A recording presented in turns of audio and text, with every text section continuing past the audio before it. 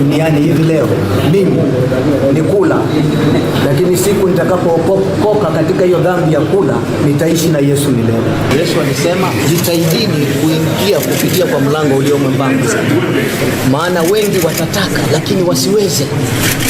Mtu asipoacha vyote hawezi kuwa mwanafunzi wako. Hiyo ni maneno ya Yesu. Now, President William Ruto has denounced the military coup in Niger that removed President Mohamed Bazoum from power.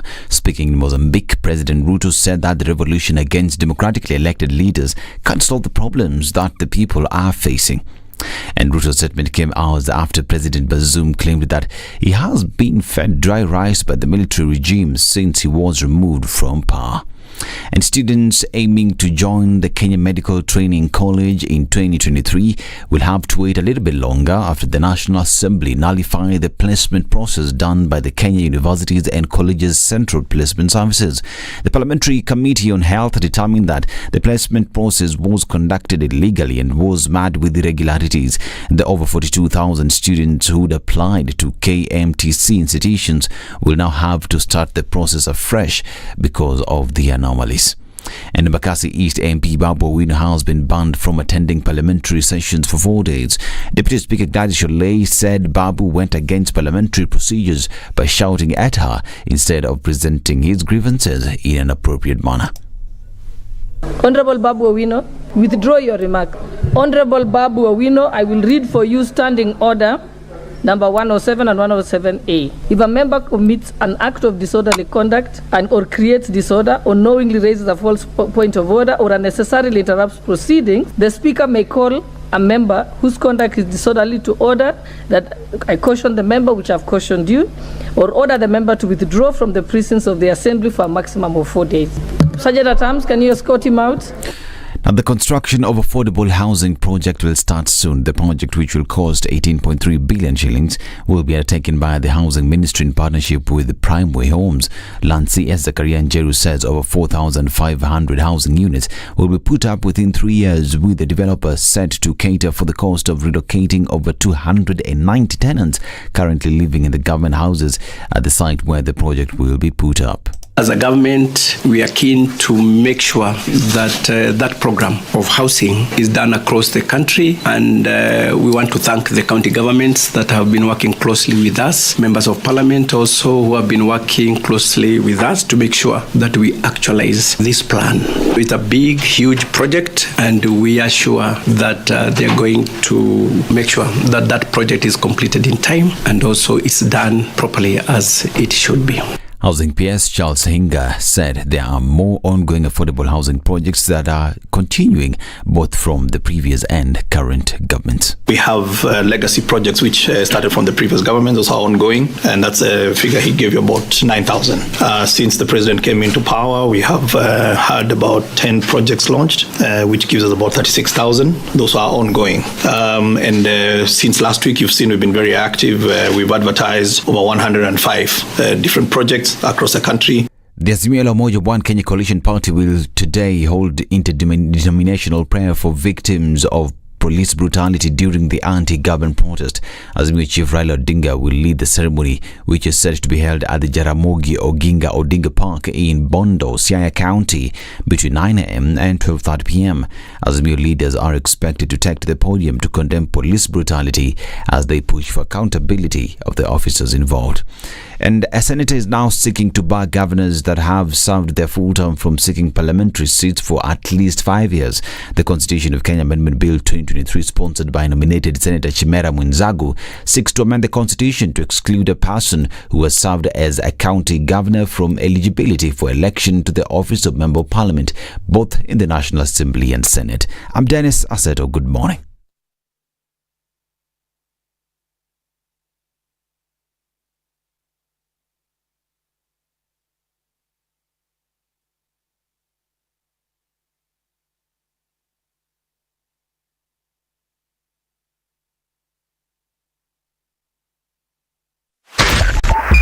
.5 Spice FM, Kisumu. The following takes place from 6 a.m. to 10 a.m. every weekday on Spice FM. You tune into Kenya's biggest conversation. My name is Ramanyang. Amen. Amen.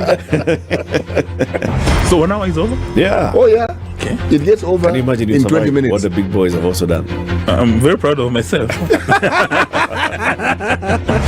When you understand about partnership in politics, it's like the way marriage is these days. When you're looking for a wife, you're like, oh, maybe you can help me pay for fees as I pay for the rent. Why should you have a lioness living in your bedroom? I have to tell you a story. I went for a prayer meeting, which was called for the spouses of candidates for senators and governors. And when I got to the gate, the lady who was the secretary, she refused to. She's telling me, no. Leo tunataka wa mama. Leo ni wa mama. I'm telling her, no. She said, no, sio siku yenu. And I thought, there's a problem here, because if it was a man, but this was a lady. It will be called First Ladies until you change the name. The Situation Room, Kenya's biggest conversation.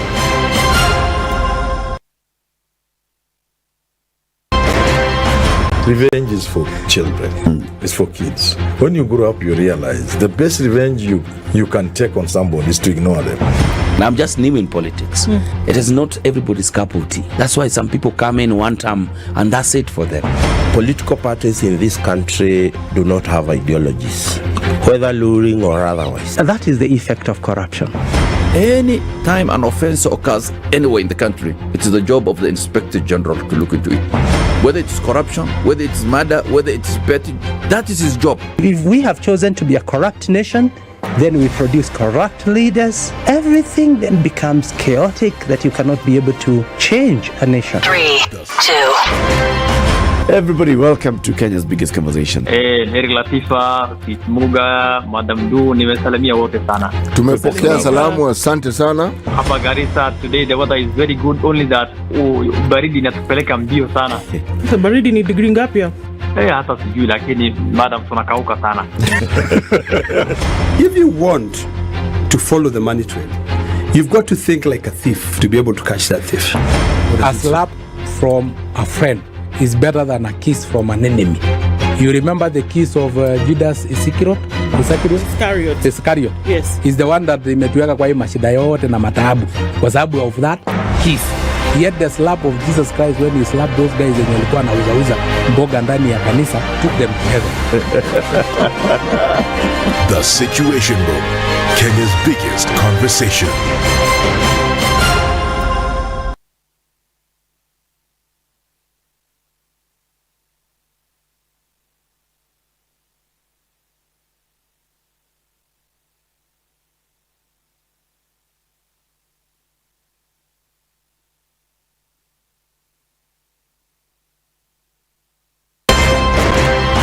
When you're impeached, you're impeached. When you're sentenced, you're sentenced. Madam Chief Justice. Until the sentence is set aside. Ukibeba vitu kwa roho utakufa. If you carry things in your heart, you will die. The reason for which you went to school and then gathered experience, that reason must be paid for. Oh, right. Okay. This level. Shape up or ship out. Levels don't change. No. It's about shipping up. You know my business partner here. Shipping out. Are we talking about the ship in the bathtub? Or the ship man? Emmanuel Talabu used to tell us a story of they were in school and they've been told to write composition about a ship. His classmate raises a hand. Teacher, are you talking about the ship or a ship goat? Good morning and welcome to Friday. Easy streets, so far so good. Not too much of an issue here and there on the thicker superhighway. Traffic coming into the city, not too bad. Some movement coming out of Westlands on James Gishuru is looking pretty good right about now. We shouldn't have a problem getting in and out of the CBD. Jogo Road, which usually by now is very busy, is not so much. As you get towards Landis is where it's going to pick up some. Get towards the Kamkunji roundabout with some traffic this morning. It looks pretty good right about 6 o'clock. Take a look at what it looks like later, getting into Friday proper. Let's talk on Spice FM KE on Twitter to keep things moving this morning.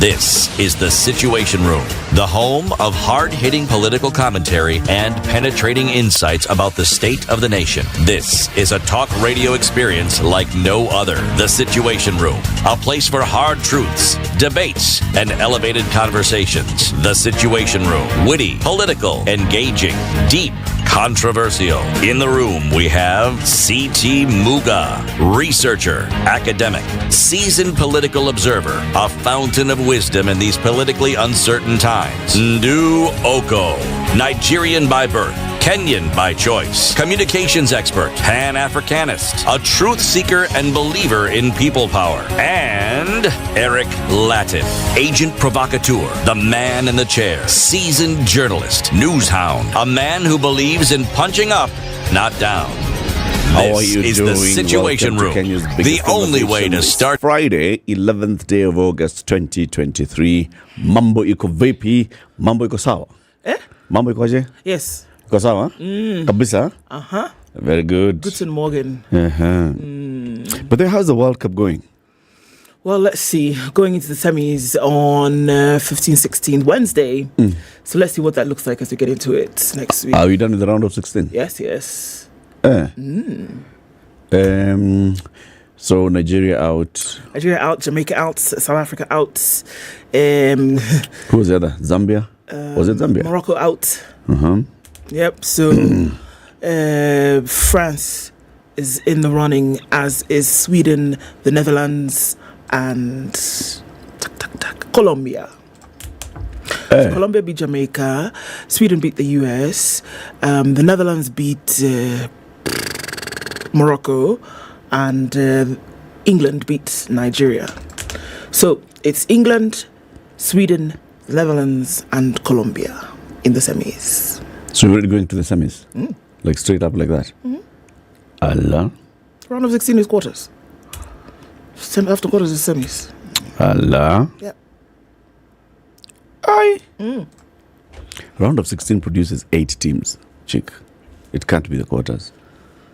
From the 16 you go to the quarters, So then you go to the... Yes, we do. So, all right. So quite a number of other teams in. I'm just looking at this. I was looking at this side of the table only, right? Rather this side of the schedule.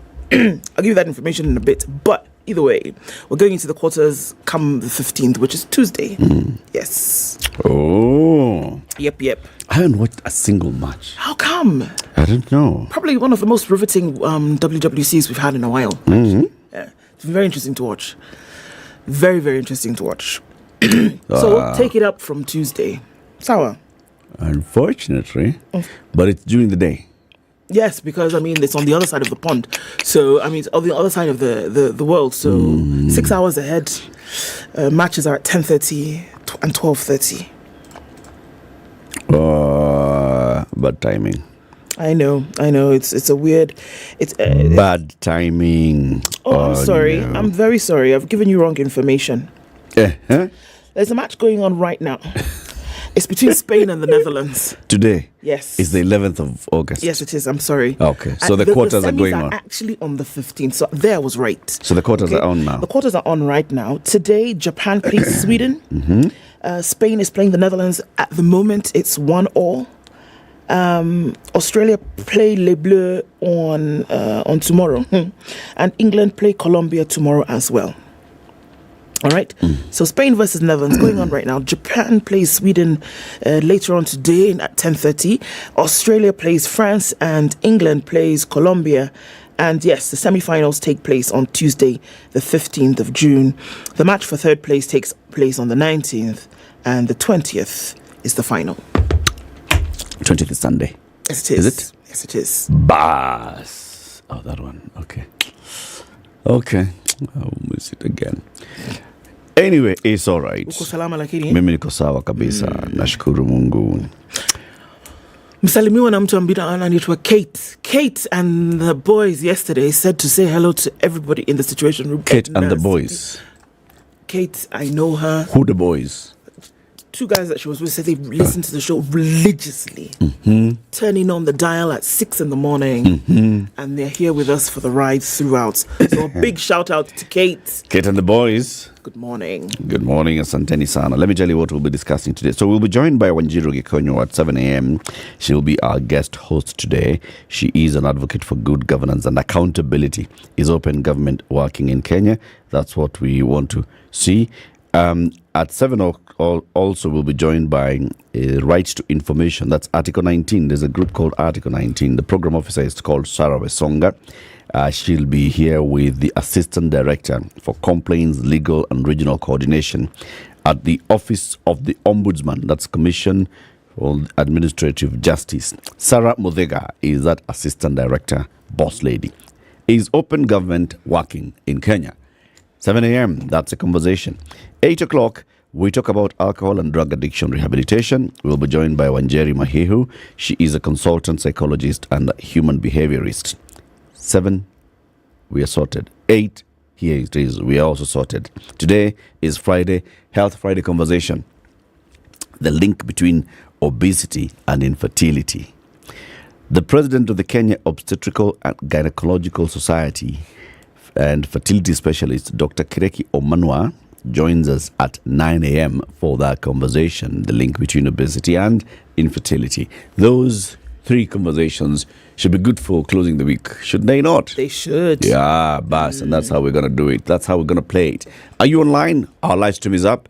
I see Rutherford Maganga was complaining, wewe, washeni yo kitu bwana. Rutherford, kitu imewashwa bwana. We go on. The YouTube live stream is up. The Facebook live stream is up. Thank you very much for choosing Spice FM on your dial. Let's take this 17 minutes after 6 break for weather, and then we'll look at who's online and acknowledge their presence.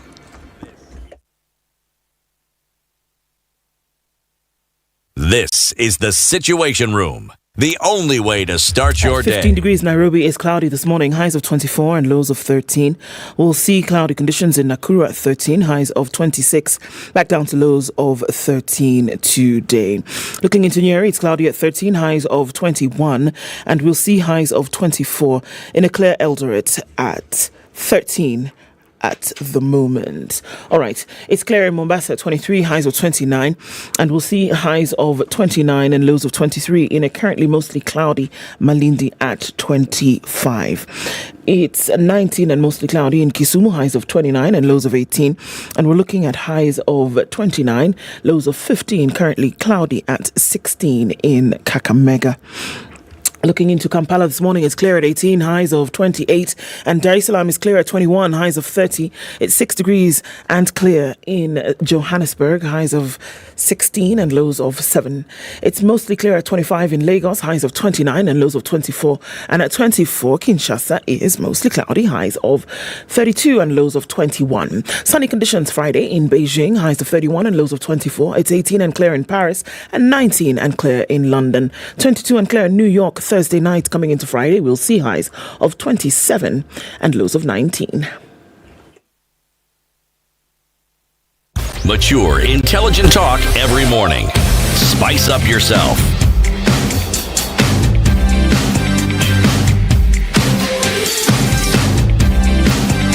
Mornings done right.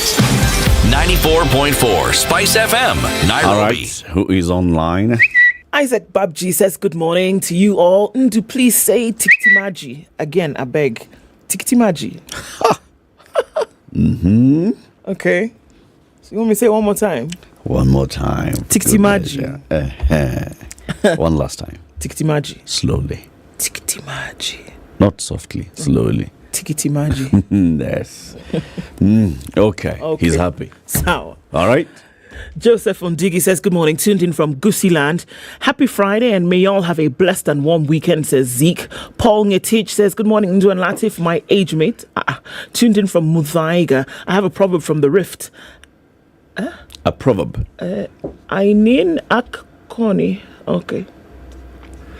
Okay. Desmond Ortiz says, good morning, Ndu. It's my birthday, dear. Please sing for me a happy birthday song. Happy birthday to you, Desmond. Jacob, hello, good morning from Las Vegas in Nevada. Following from Bonnie Lake, Washington. Hi to Ednah and Latiff. Great interview with CS Ohome, but I couldn't understand the GOK's obsession with building dams. Harvesting should be cheaper, right? Right. Okay. Abdullahi Isaac says... And you don't harvest in dams? You don't harvest dams. Okay. Where do you want to harvest the water? I am not sure. You must put it somewhere, no? Harvest it and put it somewhere is what should happen. Kate Ndwati, after we are awake, thanks for the shout out. Kate, there she is! Kate, how about that? There she is, the Kate I was telling you about. Oh, that's the Kate. That's the Kate. And where are the boys? Kate, where are the boys? Okay. Kate, good morning. Ruto says, bring back City, he's coming, don't worry. Good morning, Erica, and do have a blessed day and a nice weekend. A very good morning to you too. I'm Jambo Sikumjema. Ivan Kibi says, good morning. Good morning, tuned in from Nairobi, Kibra Makina. Otherwise, Mambo Ikoaje Hapo Studio. Otherwise, here to Ikopoa. Very good. Good morning, Eric, and watching all the way from Portland, Oregon. Hello from In the Road. That's where Bristol Nagila is, In the Road. Isaac Babji says, muchos gracias. He's happy. Okay, there you go. And Kate Duarte again has responded and said, the boys, they're here, mama. They're here. They're here. They're here. Okay. The boys are here. Give us a signal, mama. Give us a signal, Kate, that the boys are actually here. Dan Messiah says, good morning. Tuned in. A new day with new opportunities. And yes. Lots of folks online this morning, waking up, getting into it. Wajiro. Guess who else is awake? Finally. Wajiro Gikonyo. You even tell people you're coming at 7 because you don't understand. 20 minutes after 6 o'clock. My people. Woman picking never enter house. I know. So my we people. Just said it's 7 o'clock. Yes. They say better late than never, but I apologize. Happy to connect with you. Mambo. Poa sana. Otherwise wait. Otherwise is yap. Otherwise, yap. I'm not sure otherwise ever had a response. Well, yes, but that was our greeting of the day. Otherwise, yes, na tumeelewana. Yes. That one also is a greeting. Yes. Yes. Yes. Yes. It's like in Nigeria. Yes. You've greeted somebody. Yes. All means something. Mytopia. There is a word for this. Onomatopoeia. That one. Nimekuelewa kabisa. Tuko pamoja. Kabisa. Tunaelewana? Yes. Lakini hatuelewani kabisa. Yes. No, usijali. Government ya Ruto hatuelewani kabisa. Usijali. Yes, ushuru iko juu, maisha juu. Kwa nini mnafikiri vile Kibaki akisema tulipe ushuru tujitegemee, ulikuwa unafikiri alikuwa anacheza? Alikuwa anasema tulipe ushuru. Hakuna joke. Kwa nini ingine? We are shocked. Ama nyinyi mnataka tuendelee kukopa madeni huko nje kama wale jamaa wengine? Lakini vile naona tunaendelea kukopa, tax iko juu, ushuru iko juu. Then we are hearing education, the benefits are less, health benefits are less. Out of the box. Minus ni kwangu kwa household budget. Plus is in government budget. How that is not adding up. Yes. That is my only complaint this morning. It is not balancing. That equation is not balancing. Take it easy.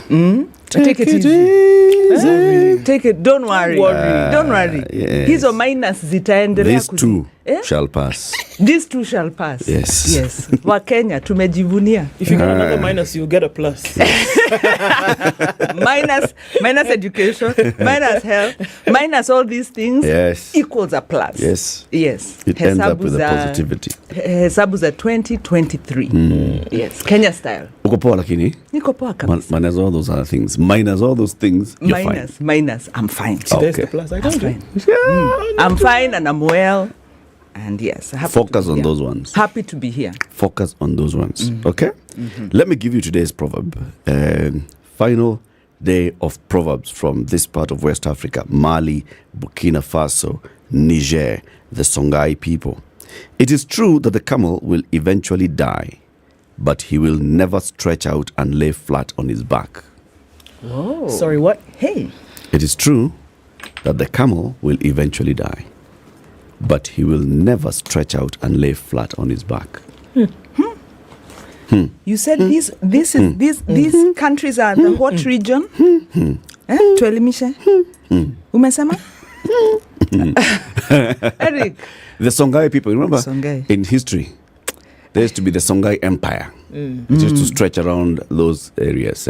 So there's still an ethnic community that is loosely called the Songhai people. Yes. And this is an area that's presently in the midst of liberation. Yes, liberation. The real, is it their second?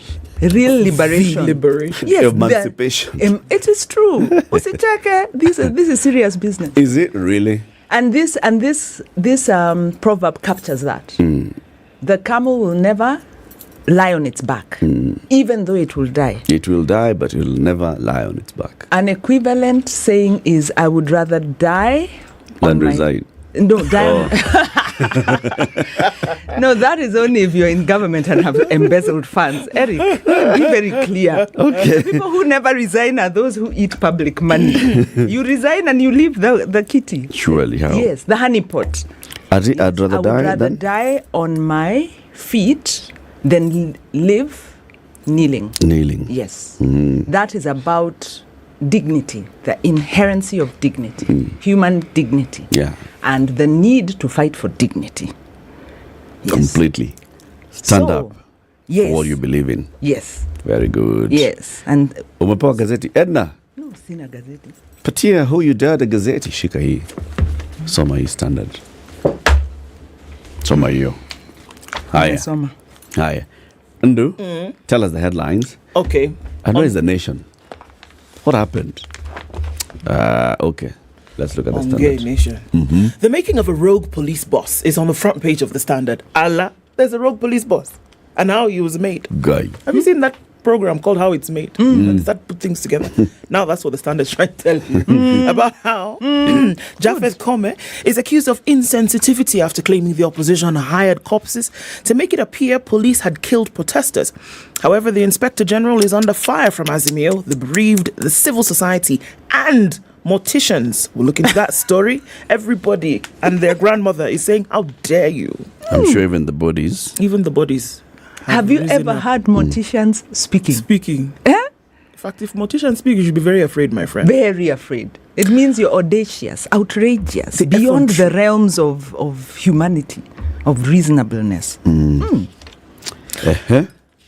Western, still holding out for jobs, promise in government. Wait. Now, once upon a time... Western what?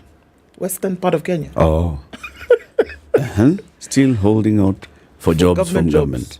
Uliambiwa tupatie nini? Tukupatie hii. Oh. Pro quo. Give us votes, we give you jobs in government. They're still waiting. For what jobs exactly? Who is waiting? Western. Did Western bring votes? What's your problem? Yeah. Do you know the target? Mudavadi is the prime cabinet secretary. Do you know the target that Musalia Mudavadi agreed to? He didn't just say votes. I think it was something like 80%. It was 70%. So what's your problem, Andrew? You still want them to bring more votes? Which Western is waiting for jobs? Which jobs, by the way? What exactly are they saying? Okay, just see now the way you're excited. You want so to there are people from Western who have jobs in government. No, we want more, please. You have gotten. You promised us more. I'll tell you the story. So just wait with bated breath. It's according to the number of shares. That's right. Okay. After all, it's a company. Cost of living crisis escalates on dollar woes. We saw it cross the 150 shilling mark yesterday, a couple of days ago, the dollar. So it's not looking very happy. Granny's kin quizzed on puzzling death. Now, the DCI is starting to ask the hard questions of the family of this granny who was found 9 months after the last seen by her family. And they're becoming more and more uncomfortable, these questions. This headline is very interesting. Court bursts man's hopes in condom case. Oh. Yeah. So, it's a Good Friday story. See what they did there. You see what they did there, don't ya? They've told you the story in the headline. Oh, I'm getting it now. Ajiro, welcome to the party. I know. All right. Bulb moment. Yes. A couple of other things happening in the Standard. Let me tell you what's in the Nairobian. Okay, tell It's Friday, it's Nairobian Day. Yay. Okay? The big headline story today is about Deputy Speaker of the National Assembly, Gladys Boss, Shade. Neil Horn blows boss off her feet. Mheshimiwa Gladys and her lover tied the knot in a colorful ceremony witnessed by family and close friends. That's what they say. The folks in this print standard are really having a way with words, are they not? The horn blows boss. Yes. Hiya. The other headline here, remember the company called Modern Coast Bus, and the owner of Modern Coast was shot dead a couple of years ago. The billionaire's widow is demanding 20 million shillings upkeep. One of his widows. Other headline, why couples are no longer sharing beds and roofs. LR? That's an interesting one. Good Friday story. And then there was a story that we read the other day about Odero, it's a church in Odero, where it is alleged that this church is basically promoting promiscuity. Now the DPP has taken this matter before court, and the Odero sex cult suspects are to face court charges. I'll tell you the story. Don't look at me like that. Okay. Killers in clubs, Mchele babes in court after an overdosed victim dies. Yeah? Hard small. Yeah, it's a tough one. Let's look at the traffic chap, and then we look at those stories. No. It's 29 minutes to 7. This is Kenya's biggest conversation. Our guest host is Wajiro Gikonyo, advocate for good governance and accountability. That one, Kwanza. The accountability bit. You can remove the good governance, but accountability stays. Very good. Yes. She's here, and she's here, Mama. She's here, Mama. Mama, she's here. Even the boys are saying they're there. They're there. I've seen them. We've seen them. All right, tell us about traffic.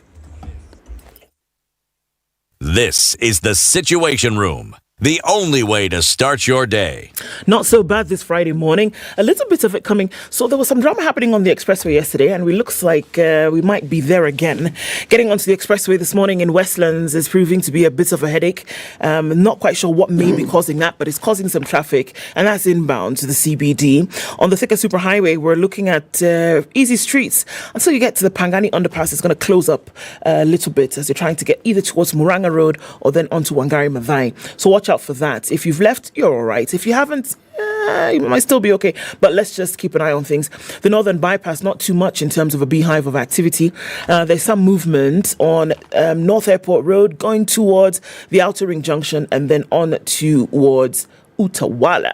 Apart from that, it looks pretty good. Want to keep an eye on things and see how Friday pans out? Talk to us on Spice FM KE on Twitter and keep things moving this morning.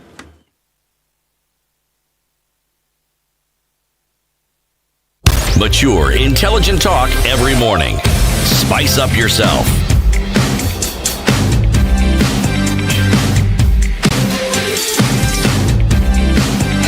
Mornings done right.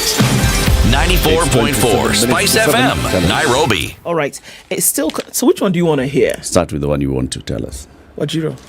Okay. Okay, let me tell you about the quizzing of around the death of Granny's mystery. Okay. Rather, Granny's mystery death. 8 people, including the sons of Leah and Jerry Joguna, the grandmother who died in mysterious circumstances 9 months ago, were yesterday lined up for questioning by DCI homicide investigators. Also summoned was the granddaughter, Caroline Jerry, who was the first family member to enter her grandmother's home in Thika's landless area on the day her lifeless body was discovered beneath a mango tree. Yesterday, 3 family members appeared before the investigators shortly before midday.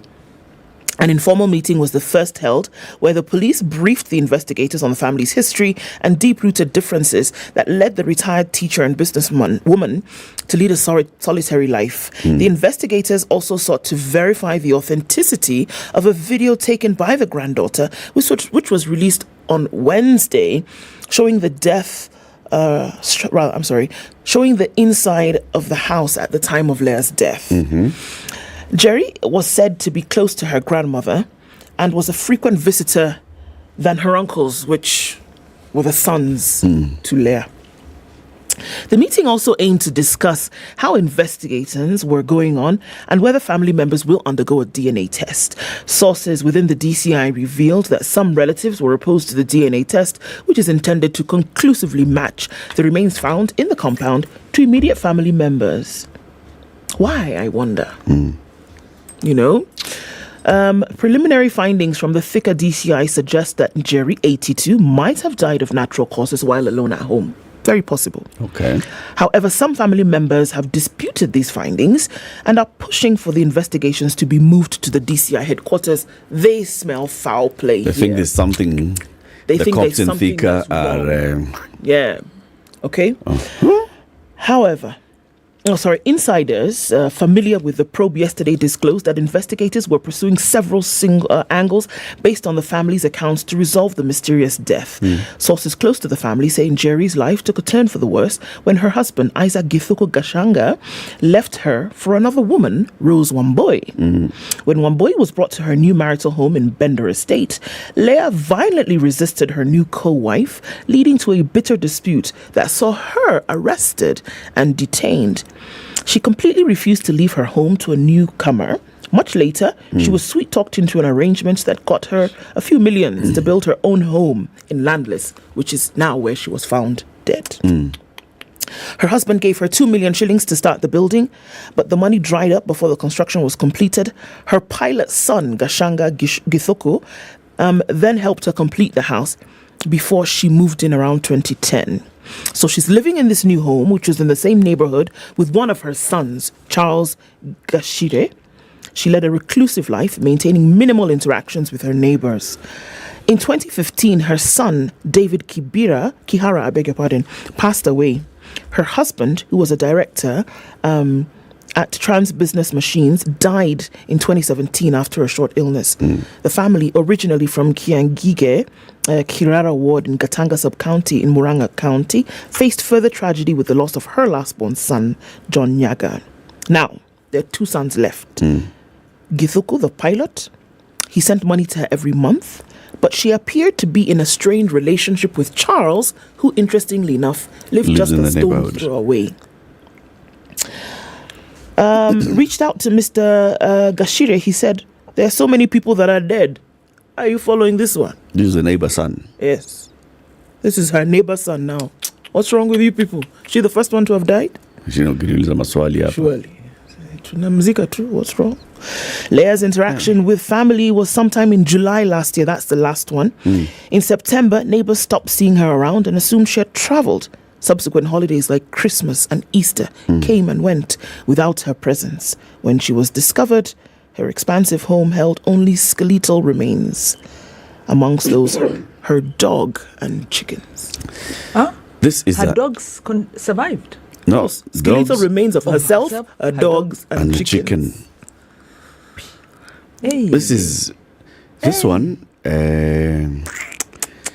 That's a baffling story. Yeah. Till now. Because of 9 the duration, months. the 9 months. Yes. That doesn't make sense. 9 months. Even for a recluse. Nothing, Because there's something odd here. Whether you're talking about familial relations, I don't live in the same country as my mother. But 2 days don't pass and we speak. You will speak, at least. At least. 9 months. Even the pilot's son the pilot's son who sends money still alive. Yes. 9 months. And it is the daughter of the other one who lives in the area is the one who said, hey, Bana, I haven't seen my grandmother in a minute. Let me go to the house. And it's actually Nyumba Kumi leaders who came and said, we'd like to break into this home. Because surely this doesn't After 9 months. We haven't seen this woman. We thought she had traveled. You assume, maybe she left. Maybe she's gone somewhere. But still. Wait. Nobody's here. They would at least see her maybe walking in the compound. Something. 9 months. It's a very bizarre story. Let's see how this one unfolds. And I think that case should basically be handled by people who inspire confidence. Because you can clearly see people do not trust the local police. They think that the local police are playing games with this case. Yes, because they had arrested her during the initial dispute in her property when she objected to a new woman coming in. How do the police do that? A domestic matter is not a police matter, especially relationship matter. Thick. I have a story. I have several stories, but let me start with this one. It's another bizarre and interesting kind of story. So there's a man called George Morara Oroba, who was on October 22nd, 2021, found guilty of murdering his wife Jessica Morara and dumping her body in a pit latrine in Nyeri, Kisii County. This is George, who's accused of murdering his wife, and he is now before court. Lady Justice Rose Okoh presiding. The judge says this man is not suffering from any terminal disease. He drinks alcohol and abuses drugs. The home environment is not conducive for his release and rehabilitation. The family attitude is that releasing the accused will cause more harm to the family, and even his life will be no more, and they request for a life sentence. Hear that? She is basically saying the family and the neighbors and everybody in this community is saying, please keep that guy there inside for as long as possible. Do not ever release him back to our community. His brother, a police officer attached in Ngong, Nairobi, gave various crimes where George was convicted, although he could not recall the file numbers. They ranged from 2002 to 2016, when the one of assaulting the mother was withdrawn. The deceased was his first wife, and they have 4 children. It is recommended that the accused be given a life sentence, as the community is negative about him, and they vowed to lynch him if he is released. His lawyer, Mr. Kimayo, in mitigation, told the court that the accused was remorseful and he had been in custody for over 2 years, adding that during that period, he had learnt a lot and he had reformed. He has young children, and that the said children and his other wife depend on him. He is suffering from a terminal disease and is seeking a lenient sentence. However, the community, his own family, have said, please, judge, just jail this guy. Jail the guy. He had assaulted his mother. He now killed his wife. He drinks. He abuses drugs. He's doing all these things. Please, we don't want him here. So he killed the wife? Yes. And was imprisoned and released, and then he's back in. The case has been going on. Oh, the case is not yet determined. This is at the point now of sentencing and conviction and sentencing. The judge has found him guilty. Now it's about sentencing. Oh, okay. And she's looking at it and saying, look, nobody wants this guy. Have him. Nobody wants this guy. So even as I'm considering how long to jail him, I have also to consider, if I jail him for 5 years, where will he go after 5 years? After 5 years. He will go back to that community, they'll kill him. So I've got to protect his life by... Do I keep him here by, for the rest by of jailing him for life. Yes, exactly. He's a hardened, troublesome criminal. Yeah. What are you looking at, Wajiro? I'm looking at... it's not been a good week or good 2 weeks for Governor Mandago. Senator now. Oh, Senator now. Yes. Yes. As we know, he was given a proper dressing down by a student, a very impressive student, who articulated her issues so well and has made, I think, Kenyans very proud. Because of the tardiness, coming late to a consultative meeting, and then having a soft face and a smooth tongue, but telling lies to the community. Those were her words. So now there's a bill, proposed bill, a bill to amend the constitution to exclude individuals who have served as county governor from eligibility for any elective office except the presidency within 5 years of leaving office has been introduced in Senate. The bill's sponsor, nominated Senator Raphael Chimera, says that governors as executive authorities at local level hold responsibility for administrative and financial management of county affairs. He states that accountability processes continue even after a governor's term, which influences their suitability for other elective roles. And he said, if passed, the law would impact 19 governors currently in their final terms and would prevent them from running for senator. They could run for president. So, of course, Omugeni in the debate has stressed that the fundamental rights provided in Article 38 would be infringed, and therefore they are going to advise the clerk that this bill should not see the light of day. So, the article goes on to say the directive followed the appearance of Uasin Gishu Governor Jonathan B. over audit queries relating to 2017 to 2022 cases when Senator Mandago was governor. So, The committee was considering the report of the Auditor General for the financial year 2019-2020, which revealed inaccurate revenue collection, unconfirmed inherited assets, and unproven expenditures. So the big question is, what do you do when somebody abuses office during their term and then runs for another office and is undergoing investigation? Especially an oversight office. An oversight office, yes. So that's an interesting conversation. It's an interesting one. We had a conversation here with what's this institute? Katiba Institute. Yeah, and they have released a new report on term limits. And our conversation here was going on that. So, when you talk about term limits, we focus so much on the presidency. A president should not serve more than 2 terms and should not try and play games of amending the constitution so they can be president forever.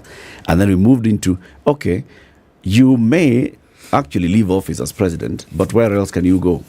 And you still protect yourself and your powers and any question.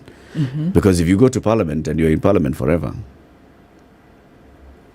if you go into any other institution, you think about it. We saw William Ruto gaining his PhD while serving as deputy president. Yes. We could see William Ruto gaining a law degree while serving as president. And he finishes his 2 terms. Let's say he goes into 2 terms, finishes it, and is eligible to become Speaker of the National Assembly. Then what happens? So any questions that you start asking about, what happens during his time, he basically still retains power. What are the recommendations of the report, the Katiba report? That we should guard the term limits.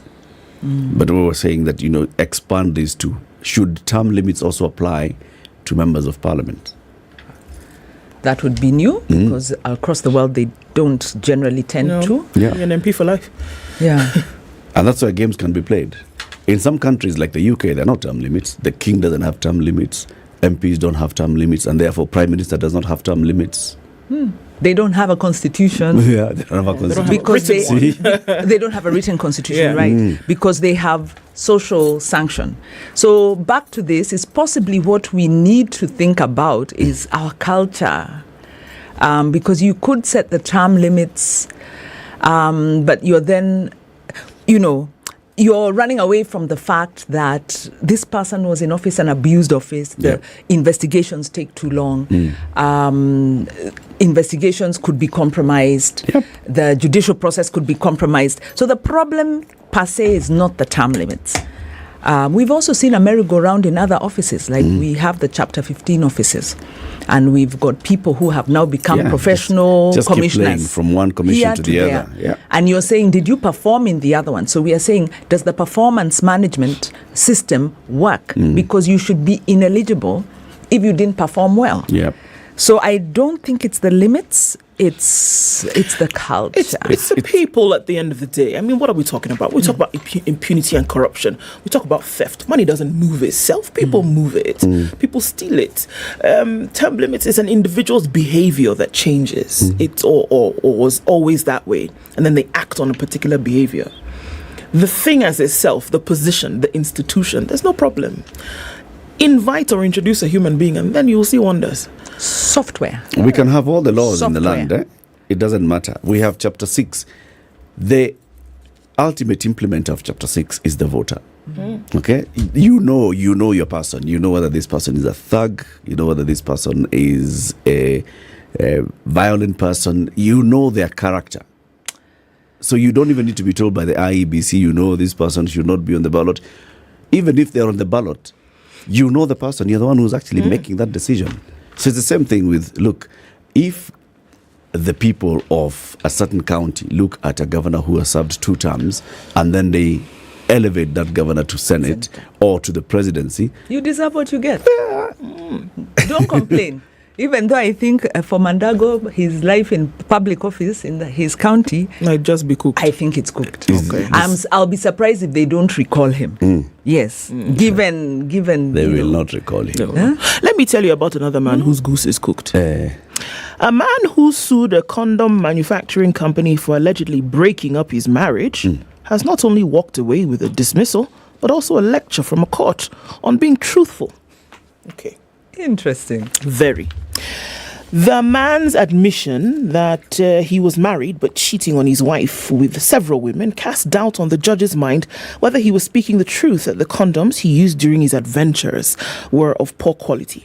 In his case, the man we codenamed WNO told the court that on October 2nd, 2014, he had sex with a woman who he met at a wedding. Interesting. But with the protection allegedly broke. Allegedly. Okay. Andrea, are you all right? Continue. Yes, okay. I was fully aware of the dangers of having unprotected sex and decided to use my favorite brand, which I believed would please the woman and protect me fully, he claimed in court filings. Mm-hmm. But while I was having sexual intercourse, it broke the condom. Mm-hmm. Hey, which things do you prefer to discuss?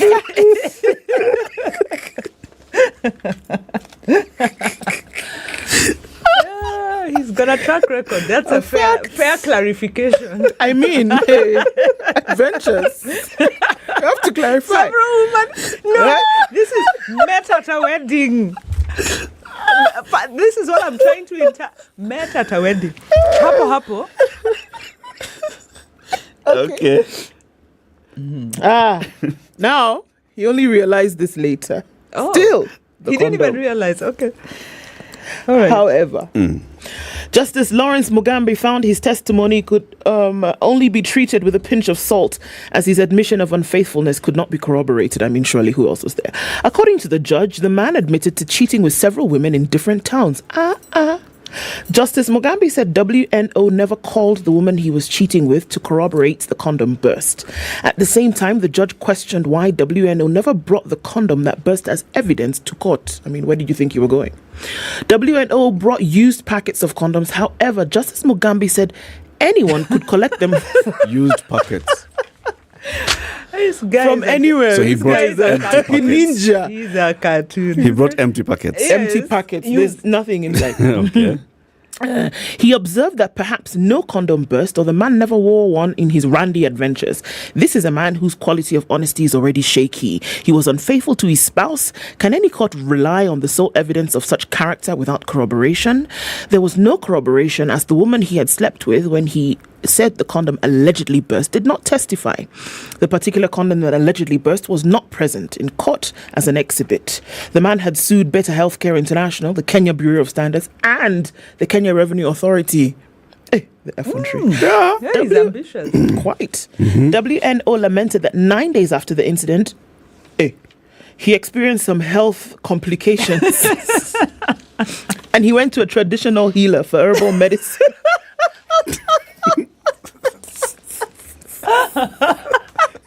This guy is very idle. He's very idle. To ease the pain. On his way to Nairobi on October 15th, 2014, he stated that he felt ill and sought treatment. He was told that he had contracted an STI. 2 days later, guess what? His wife called to inform him that she too had been infected with an STI, and she accused him of being unfaithful, and thereafter his relationship was strained. Now, do you connect? Do you see what has happened here? His wife said, wait, you've given me disease. Yes. So he said, so I'm leaving you. So now he said, you've left me. Condom. You got disease. The only way I got this disease is because the condom broke. Now he has sued those three people: KRA, Kenya Bureau of Standards, and the people who manufactured the condom. So the because issue his here wife is left him. infection. Got an infection. I don't know his wife. All along, but I was thinking about pregnancy. No. It's about infection. No, it's not about infection. It's about broken marriage. The wife now left him. The wife divorced him and said, can't be doing this kind of nonsense. You have brought me a disease. And we're not doing it. And the guy was like, oh yeah, by the way, even me, I even went to a herbalist. And this was 8 days after I had intercourse with this particular woman. Who I met at a wedding. And the condom broke. So he said, these guys they lie. This is false advertising, saying it's a protection. incarcerate this man Do you know, hold this man. He left all those things. It's not about him being unfaithful. It's not that there are many women. No. My wife has left me because she got sick. And the only reason she got sick is because I gave her the disease. Because I gave her the disease. Now, had your condom not burst, I would not have gotten disease. I would still be married. Do you see? That guy is abusing what is called freedom of right, freedom to petition the court. He needs to be held in a cell for like 2 weeks to simmer down and stop wasting time. Justice Mugambi said you are joking. He's very, very lenient. He should have brought that condom. He said, first of all, where's the evidence? Number two, the woman that you're saying you had... Where is she? Where is she? Can she come and corroborate your story? And say what? That she had an I STI? Gave him. No, and say that I gave him burst. An STI. And I had the STI. Who is this guy? What does he do for a living that he's able Justice to... Justice Mugambi said, get away. I don't ever Stop see you here wasting my time. There are serious matters. We are dealing with the case of this elderly who's been murdered. He's wasting court time. No. Dealing with Mandago's issues. You're wasting court time. Get away. Okay. The office of the DPP has okayed charges against the Odero Church adherents who were arrested for engaging in sex orgies. According to sources, the DPP has substituted earlier charges that had been preferred against the suspects. Earlier, they had been taken to court and were being charged with terrorism. It's terrorism. Yes. It is. This is Kenyan.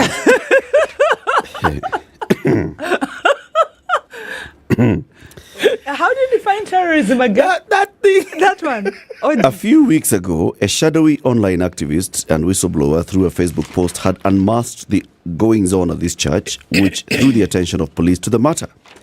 Martha Hinga, the shadowy whistleblower, believed to be blogging within Kembu and whose name makes celebrities coil in fear, after a sting of exposés lifted the lead on this sex charge. She alleged that the preachings in the church center around well-choreographed sex escapades. Residents had initially thought it's a genuine church, only to start doubting its teachings after it emerged it was a cultic organization promoting immorality. According to the people, basically the lead pastor in this church says, "Come hither, all of you. Let us eat all the fruits in the Garden of Eden." As Adam and Eve did. Oh. All of them. The fruits. And these are adults, consenting adults who have agreed. So they get into the Garden of Eden, which is this church. Yes. And they eat all the fruits that they see around them. Where is the illegality now? Is it being done? Hold on. You're talking about court process. One, consenting adults? Check. Are they out doing this out in the public? No. So you then prosecute the leader. And the people who are arrested in that church. The people who are eating the fruits. Yes. Hey, the charges will be relating to belonging to and manning an unlawful society. Hey, this one is interesting. Wait to see the jurisprudence coming out. Yeah, because the questions you're asking, yes. So, yes. What is the problem? Yes. And where is the evidence? You can't even go there and say that we found them having sex. Same thing, they'll be asked. Who had? And with who and where? Yeah, who's the complainant? Who's raising an issue here? What do the laws of Kenya say about eating multiple fruits? Wow. It's very interesting. Hey, we are having very interesting. Is it that these cases are just appearing, or they are only being reported now? These are the ones that are being reported, my dear. The ones that you don't hear about. Go into Eden and Odero. Eden is in Odero. Whatever fruit you find there, you pluck it, eat it. Okay. Yeah. So let's assume that they've all been washed. And they are not needing to use the condom of this other man. They're all clean. The broken ones. Coming up to the top of the hour. So in the next hour, you're talking about open governance in Kenya, Wanjiru, right? Yes. And we'll be joined by two ladies. Keep it here for that conversation. It's going to be an interesting one. A very good morning to you. It's 7 a.m. Sugar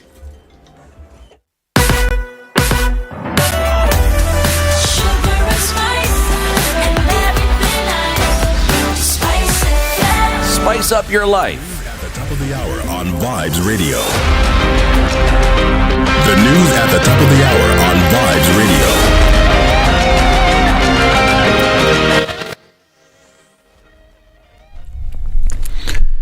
Good morning, this is Newswire. Dennis Aseto.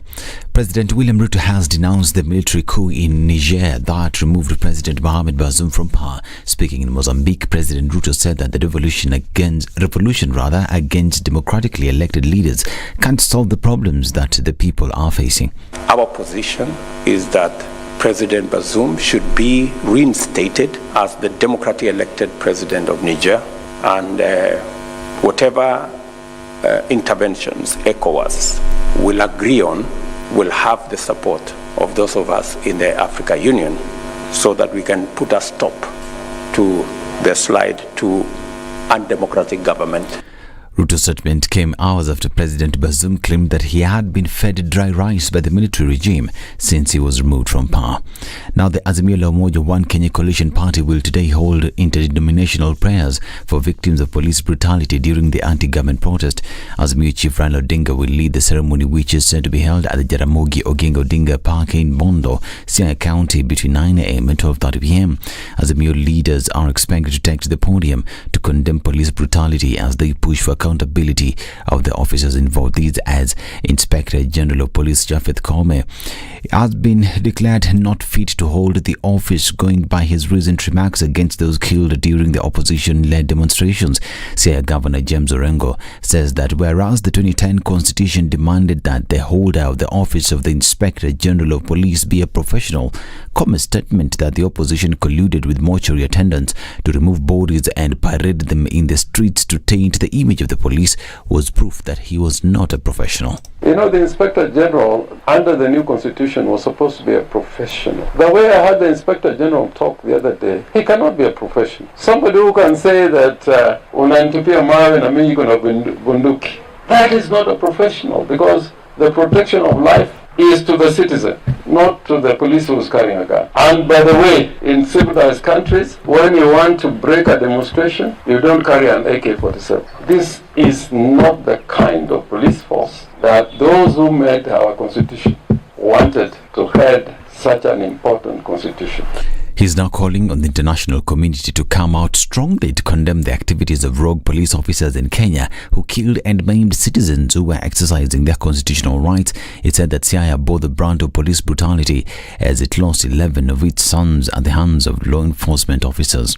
Now, students aiming to join the Kenya Medical Training College in 2023 will have to wait a little bit longer after the National Assembly nullified the placement process done by the Kenya Universities and Colleges Central Placement Services. The Parliamentary Committee on Health determined that the placement process was conducted illegally and was marred by illegalities. The over 42,000 students who'd applied to KMTC institutions will now have to start the process afresh because of the anomalies. And the construction of affordable housing project will start soon.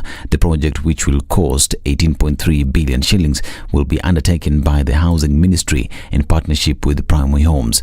Land CS Zakaria Njeru says over 4,500 units will be put up within 3 years, with the developer set to cater for the cost of relocating over 290 tenants currently living in the government houses at the site where the project will be put up. As a government, we are keen to make sure that that program of housing is done across the country, and we want to thank the county governments that have been working closely with us, members of parliament also who have been working closely with us to make sure that we actualize this plan. It's a big, huge project, and we are sure that they are going to make sure that that project is completed in time and also it's done properly as it should be.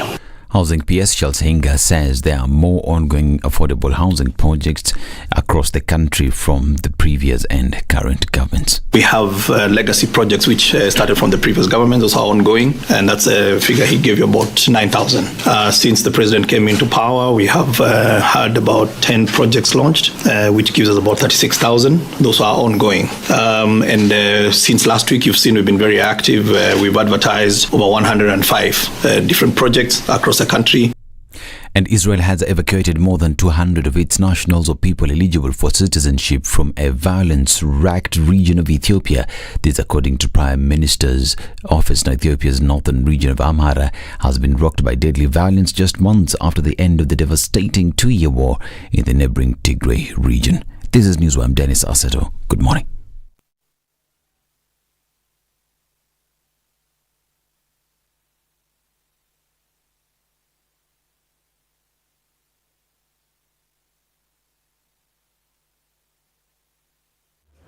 Coming in from Landi is going towards Kamkunji at the roundabouts, where we see the most of it right now.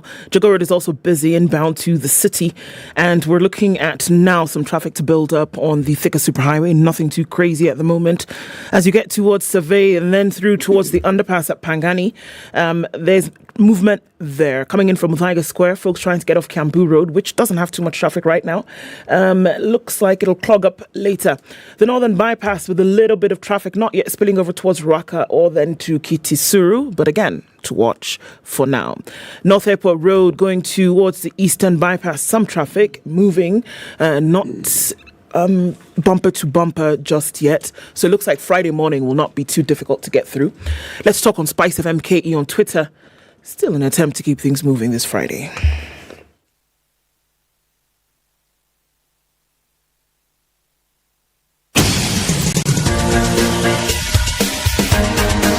This is The Situation Room, the home of hard-hitting political commentary and penetrating insights about the state of the nation. This is a talk radio experience like no other. The Situation Room, a place for hard truths, debates, and elevated conversations. The Situation Room, witty, political, engaging, deep, controversial. In the room, we have C.T. Muga, researcher, academic, seasoned political observer, a fountain of wisdom in these politically uncertain times. Ndu Okoh, Nigerian by birth, Kenyan by choice, communications expert, Pan-Africanist, a truth seeker and believer in people power, and Eric Latiff, agent provocateur, the man in the chair, seasoned journalist, news hound, a man who believes in punching up, not down.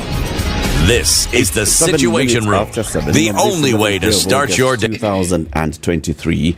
Welcome to the second hour of the Situation Room. Happy Friday. If you're just joining us on YouTube, Facebook, KTN Home or Spice FM, we are glad that you chose us to be the way to start your day. Let me just start by giving you the plan for this August hour. On the 26th of August, all roads are leading to the Rift Valley Sports Club in Nakuru. Because of why? Because Choma na Ngoma is going down. What's Choma na Ngoma do? Choma na Ngoma. Nyama na muziki. Bas. Basi. Thank you very much. Since 2018, Choma na Ngoma is Standard Group's premier music concert under the Radio Maisha brand, bringing together music and food lovers for a night of fun and entertainment. Night, fun, entertainment, food, music. Story finished. So let's just go and say 26th August. Yeah. We're going. Where? Outside. Rift Valley Sports Club. Where? Nakuru. The artists lined up for this year's edition are Calligraph. You know the guy? Calligraph Jones? I've heard of him. What? There is no better rapper in Africa than this guy.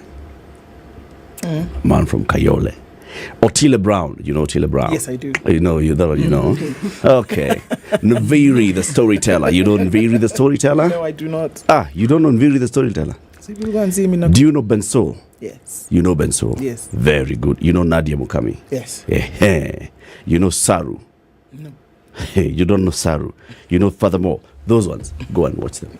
Can you imagine all those people? In one place. In one place. Doing the business. Yeah. Alafu na Choma. Choma Ngoma, Calligraph Jones, na Mistari. Then Otile comes and does his thing. Pruning. Then you have Nviri the storyteller. Then you have Bensoul with his guitar. Listening to you guys. Let's beeline. My friend. When? I tell you the date again? When the is not 26th soon enough? of August. When is not soon enough? Today is the 11th. In only 15 days. All roads lead to where? Nyaikuru. Nyaikuru. Good. Get your tickets today on ticketsasa.com. It's only 800 shillings. It's less than 1,000 bob. only 800 bob. That's it. Imagine. Yep. Wanjiru Gikonyo is our guest host today. Now that CT has gone to purchase new batteries, he says his batteries he's bought the batteries, they've been fitted. He's been testing. See his batteries for his system. Yes, it's important to buy new batteries. He has got or new recharge batteries, them every so often. Yeah. Now he's just got new batteries. Those ones that are maintenance free. The color there is green. Yes. Good to go. Permanent. He's coming on Monday. What? Evergreen. Don't miss. Why? The new and improved city. Yes. Powerful. Plus. With extra everything. With wings. Yes. Well, we want to have a conversation now about open government and whether open government is working in Kenya. And we're joined by two ladies. One is called Sarah. The other one is called Sarah. Exactly. Good morning, Sarah and Sarah. Sarah Wasonga is a program officer at Right to Information. That's Article 19. Good morning, Wasonga. Good morning, Eric. Karibu sana to Kenya's biggest conversation. And then the other one is from the government side. Sarah Muthega is the Assistant Director for Complaints, Legal and Regional Coordination at the Office of the Ombudsman, the Commission on Administrative Justice. Why did the Constitution people just not call it Ombudsman and forget about the commission things? Because there was a lineup, I imagine, Chapter 15 institutions that are commissioned. She just call it Ombudsman, and everybody. So this is a commission. It is still the Ombudsman. Yeah, but let me not speak. Commission on Administrative Justice, and the Assistant Director is Sarah Muthega. Good morning. Good morning, Eric. Welcome to the conversation. Thank you very much. Asanteni sana for joining us.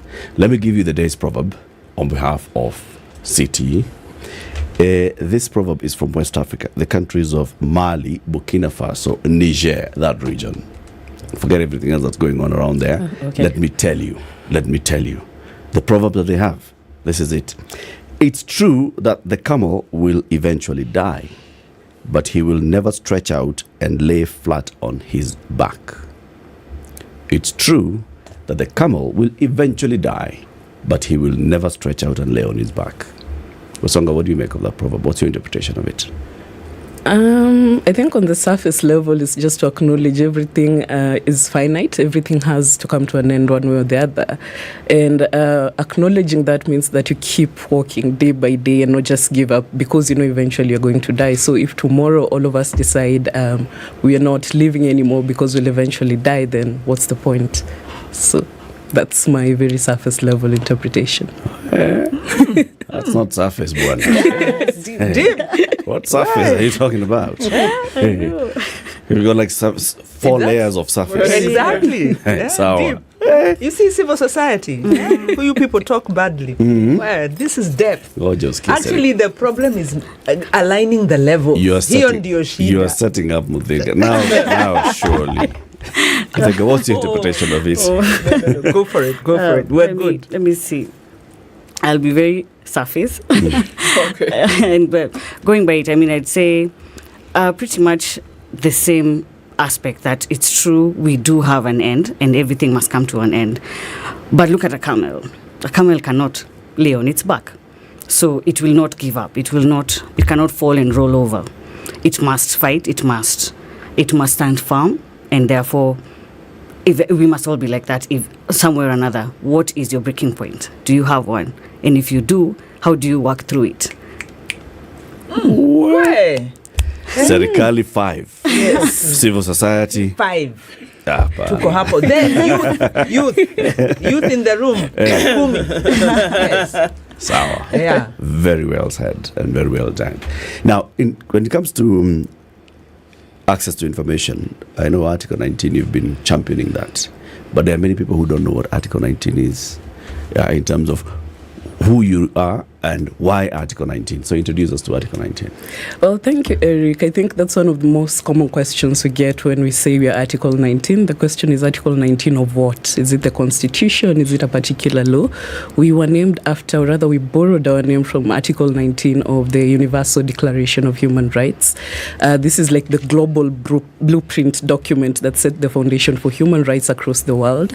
And Article 19 specifically speaks to everyone has the right to freedom of expression, to opinion and expression, and this includes the right to seek opinion as well as to seek or seek opinion or information without interference.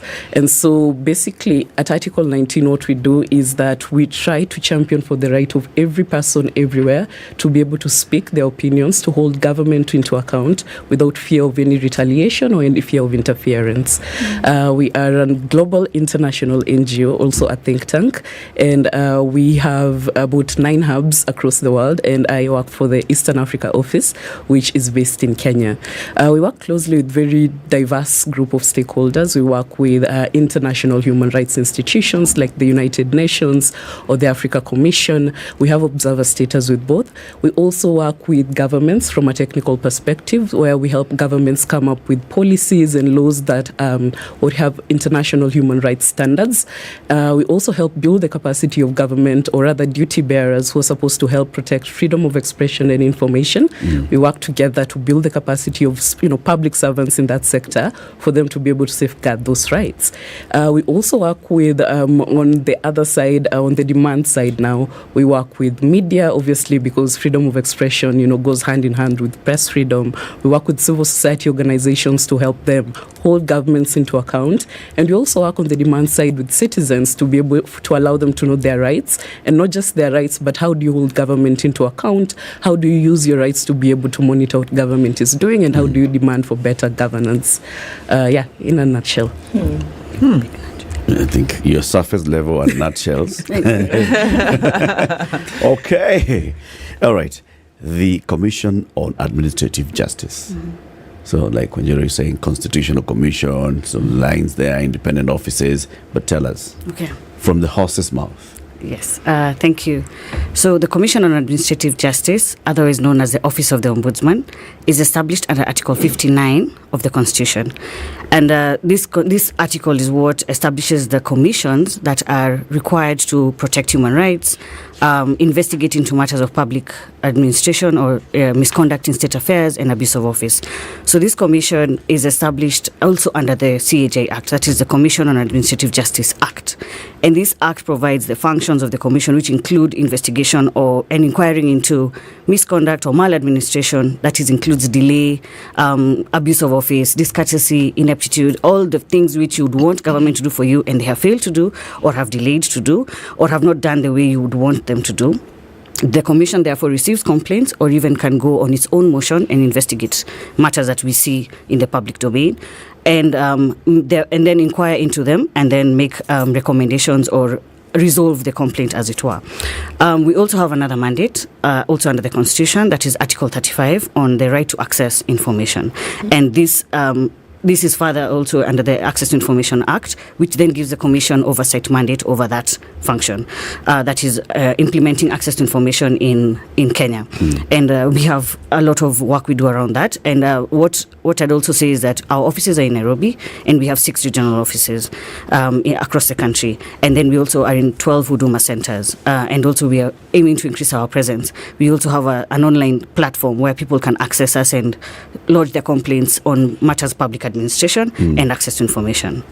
Thank you. Okay. We'll focus on the access to information, not the other things. Like yesterday, there was that story on the report of what's happening at immigration. We'll have a sidebar conversation on that. But access to information. And Wanjiru belongs to, well, are you still? No. Is it the Institute for Social Accountability that was part of the Okoh Mombasa initiative and several others, where you've been seeking information from government on several things? We want to know the SGR, details of the SGR contract. We want to know details of this and other contract, or like now public debts and such. So why is access to information important, Wanjiru? Yeah, so let me frame it differently. Number one, I'm a founder, previously headed the Institute for Social Accountability, which is the convener of Okoh Uchumi and collaborates and is a partner to Okoh Mombasa. So first to correct that, and then also to situate this access to information conversation in that in 2011, I believe it was 2011, Kenya, the Open Government Initiative was launched, which deals with 7 or 8 transparency areas, which I think Sarah can explain for us. And Kenya joined in 2011.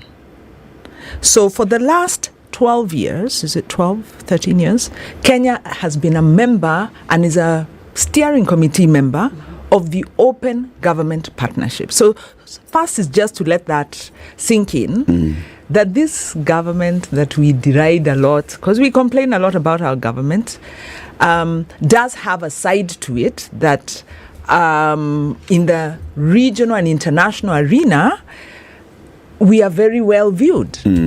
The World Bank, I think in 2021, cited Kenya's public finance management system as possibly among the top 5. I think it was like the 4th most open financial system.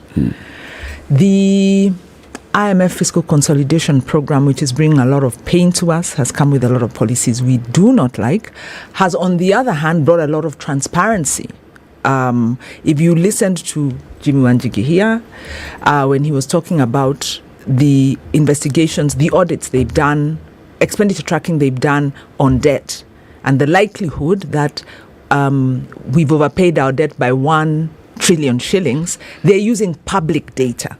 So first is to acknowledge that there's a lot going on, and a lot of that is anchored under the Open Government Program. So it's useful to, and then we've had 4 plans. The program is implemented through national action plans, and we are now developing the 5th national action plan. So, the purpose today is to understand what this is, and also to ask how it's working at some level, but what more needs to happen? Let's start by defining it then. What is open governance or open government? What does it mean? Open to what? To what extent? Okay, I think that will tie into the first question that you asked about access to information or the right to information. Open government is literally premised on access to information. And the concept of access to information, we believe that information belongs to the citizen, and governments hold that information as custodians. Basically, they hold it on behalf of the citizens. And what that means is that every citizen has actually the right to access this information, to enable them to monitor how government is working, to allow them to be able to make informed decisions with regards to their government, and also to be able to participate in whatever the government is doing. And so it's with that in mind that you've seen over the past decade, we went from about 5-10 countries having access to information laws to right now 124 countries across the world having access to information law. That is about 92% of the global population living in a country with a right to information or access to information. And why is this? Governments realize that when the citizens are not aware, they cannot participate. Civil society cannot hold government into account, and government cannot even say, we have done this, we've worked on 1, 2, 3, 4, when it's opaque. So there's this global shift from opaqueness to more transparency, and that is what gave birth to the concept of open government. And so open government is a government that allows transparency. Public scrutiny is anchored on certain principles that include public participation, and not just public participation, but meaningful and inclusive public participation.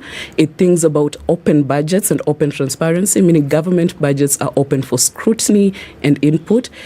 Also, another aspect of open government is the aspect of public participation, the aspect of open asset recovery, and all these things. Basically, anything that is going to help government be more transparent, allow citizens to be able to access public information, is the concept of open government. And that's why, as Shiro said earlier, that in 2011, government leaders from across the world came together and realized that what could be open, the challenges I'm facing in terms of transparency and openness in my country are very different from what Kenya is having, very different from what Nigeria is having.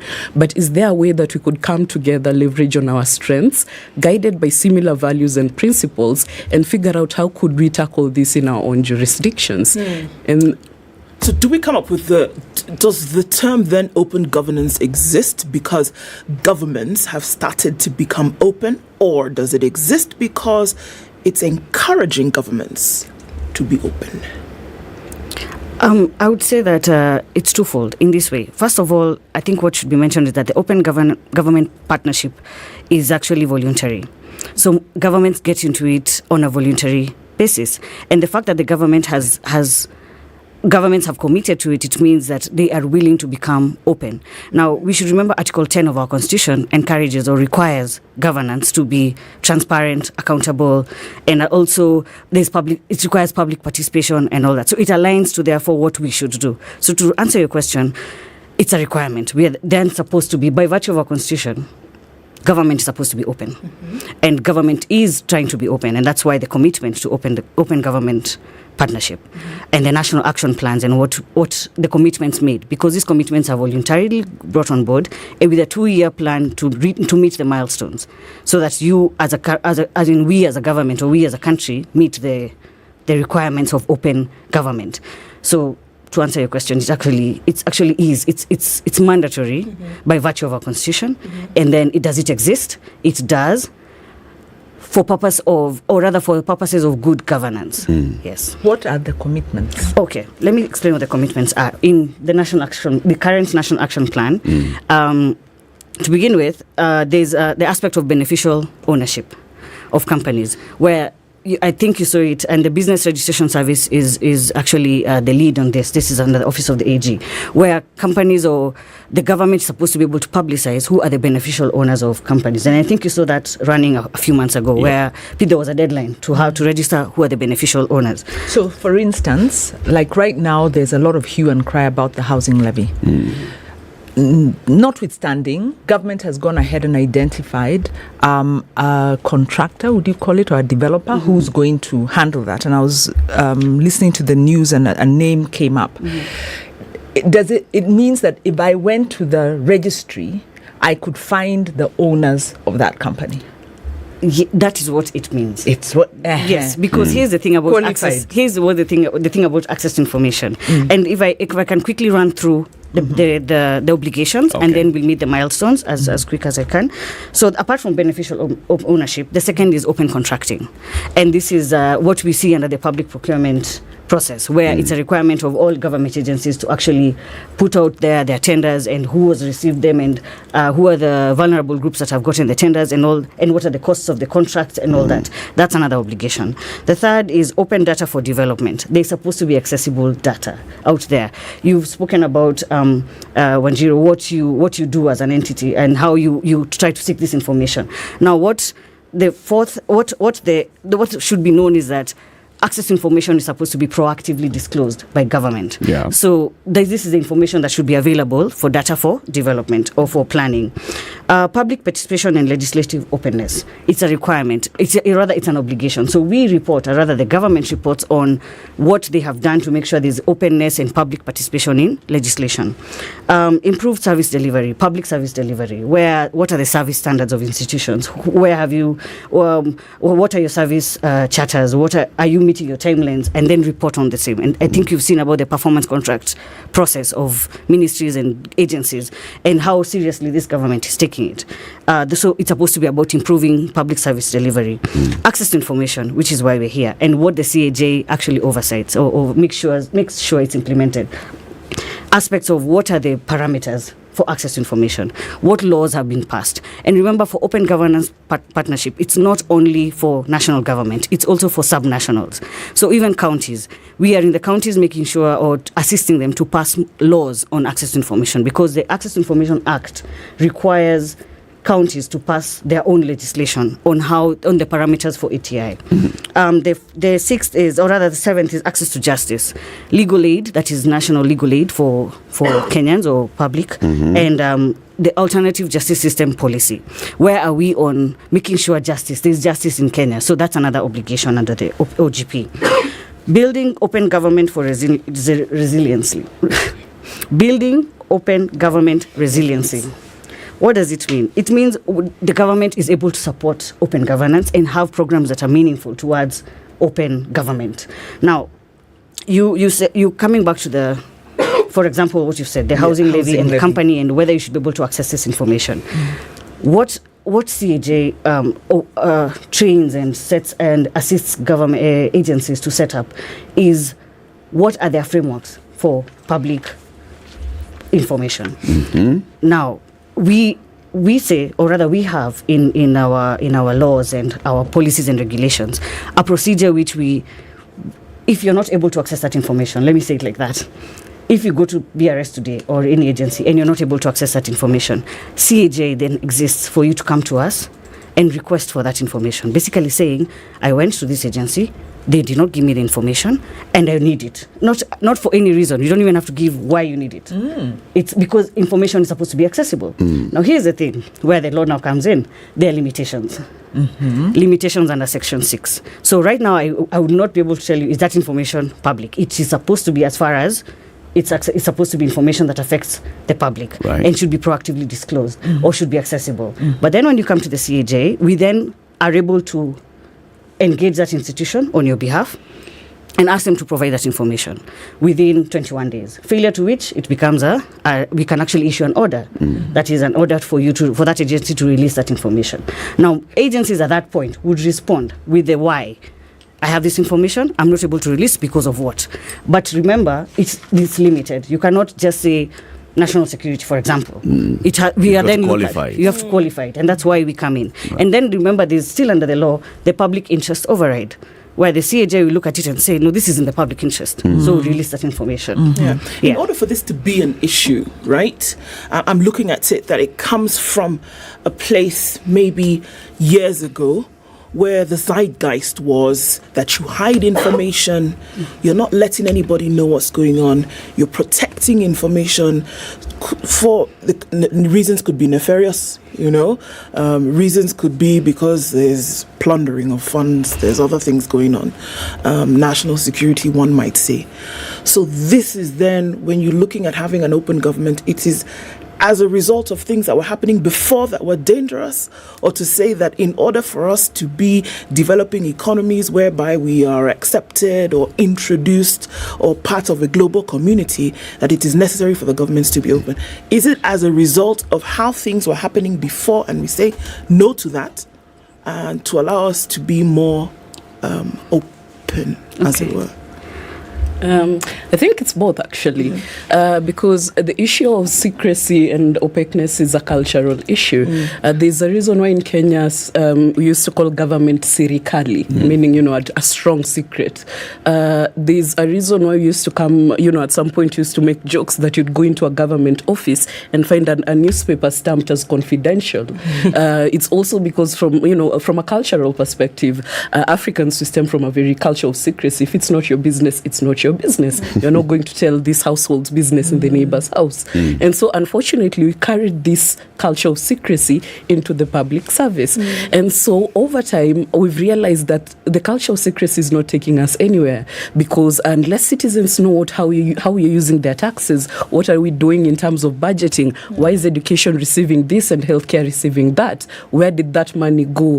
Why did we opt to build a road and not a school?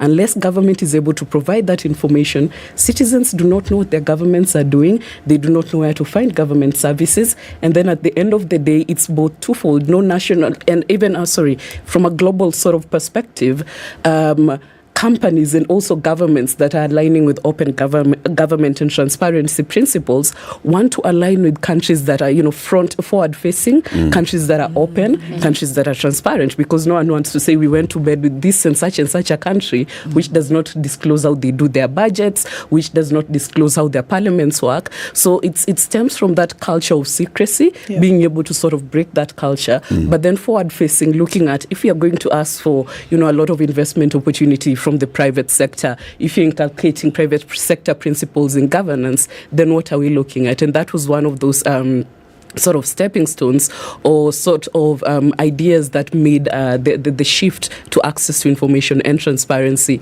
become a priority. Time for that break. And then we'll continue that conversation shortly. Kenya's biggest conversation this morning is looking at open government in Kenya. Is it working? Where is it working? What are the challenges if it's not working in some areas? Sarah Muthega is the Assistant Director for Complaints, Legal and Regional Coordination in the Office of the Ombudsman. That's a Commission on Administrative Justice. Sarah Wesonga is a Program Officer at Article 19, Right to Information. Wanjiru Gekonyo is an advocate for good governance and accountability. She's our guest host today. Ndu Okoh is Nigerian by birth, Kenyan by choice, and all those other things. And yes, it's holiday season, Ndu. It is. Okay, Raha Inashika on GoTV. This holiday is even better. You can cheer your toddler up with funny programs like the Super Kitties on Disney Junior Channel 82, and your Friday morning will be sorted just like that. And then at noon, it's Bluey still on Disney Junior. After that, hand over the remote to your preteen and let them enjoy Miraculous every weekday from 4:15 on the Disney Channel. If your children are happy, you will definitely be happy. Download the My GoTV app or dial *423#. You'll stay connected to the fun. GoTV, gotta love it. Let's take this break with this date in mind. 29th of October this year. It's going to be a Sunday. That's the day when the 20th edition of the Standard Chartered Nairobi Marathon goes down. Have you registered? NairobiMarathon.com. 2,000 shillings is what you need. We'll be back shortly. This is the Situation Room, the only way to start your day. If a lion shows you its teeth, it doesn't mean it likes you. It doesn't mean it likes you. It won't start. A liar calls as witness one who is either dead or far away. Say it in Kiswahili. Ben low, nin inte, yenin there, ayu markati kadikta. You know this character called liar. He has disturbed people. So when you tell him, who are your witnesses, he will take you to a place where it is difficult to verify. For someone like me who sweats a lot, I cannot survive there. Sweating is biblical. Good. And he must blame it on Adam, not me. Because Adam messed up and he was told, no, you fellow, you, by the sweat of your brow, thou shalt eat. It's cloudy in Nairobi at 14, highs of 24 and lows of 13. We'll see lows of 13 and partly sunny. Nakuru at 14, going to highs of 26. 21 will be the high in a rainy Nyeri at 13, and it's sunny at 13 in Eldoret, highs of 24 and lows of 11. It's mostly sunny at 23 in Mombasa, highs of 29 and lows of 21. And Malindi is cloudy at 25, highs of 29 and lows of 23. 19 degrees and cloudy in Kisumu, highs of 29 and lows of 18. And at 17, Kakamega is cloudy, highs of 29 and lows of 15. It's sunny at 18 in Kampala, highs of 28, and Dar es Salaam will see highs of 30. It's mostly sunny at 21. Clear at 7 in Johannesburg, highs of 16, and at 25 it's clear in Lagos, highs of 29 and lows of 24. Kinshasa's clear at 23. It'll go to highs of 32 and lows of 21.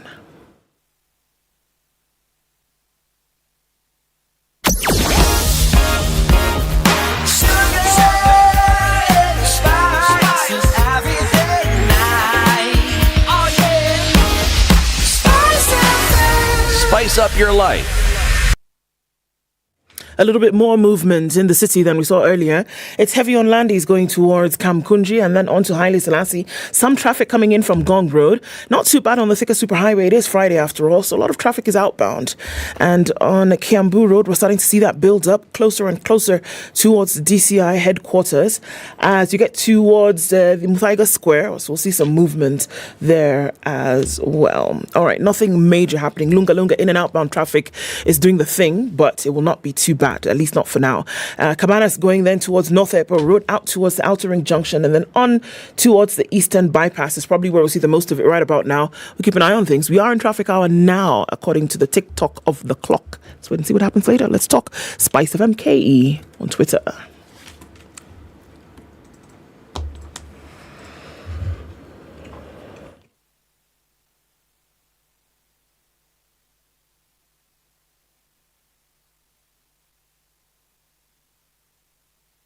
Mature, intelligent talk every morning. Spice up yourself. 1 minute to 8. The conversation continues. Open governance and open government. Mornings done right. In practical terms, because we're saying open government touches on beneficial ownership, open procurement, data, performance contracting, and all those other things. If I wanted to know who got the contract for building the Shaurimoyo houses using the housing levy, and the dams that are being contracted? What's the process in terms of the beneficial ownership and the contracting process? And you say I don't need a reason, I can just do it. Okay.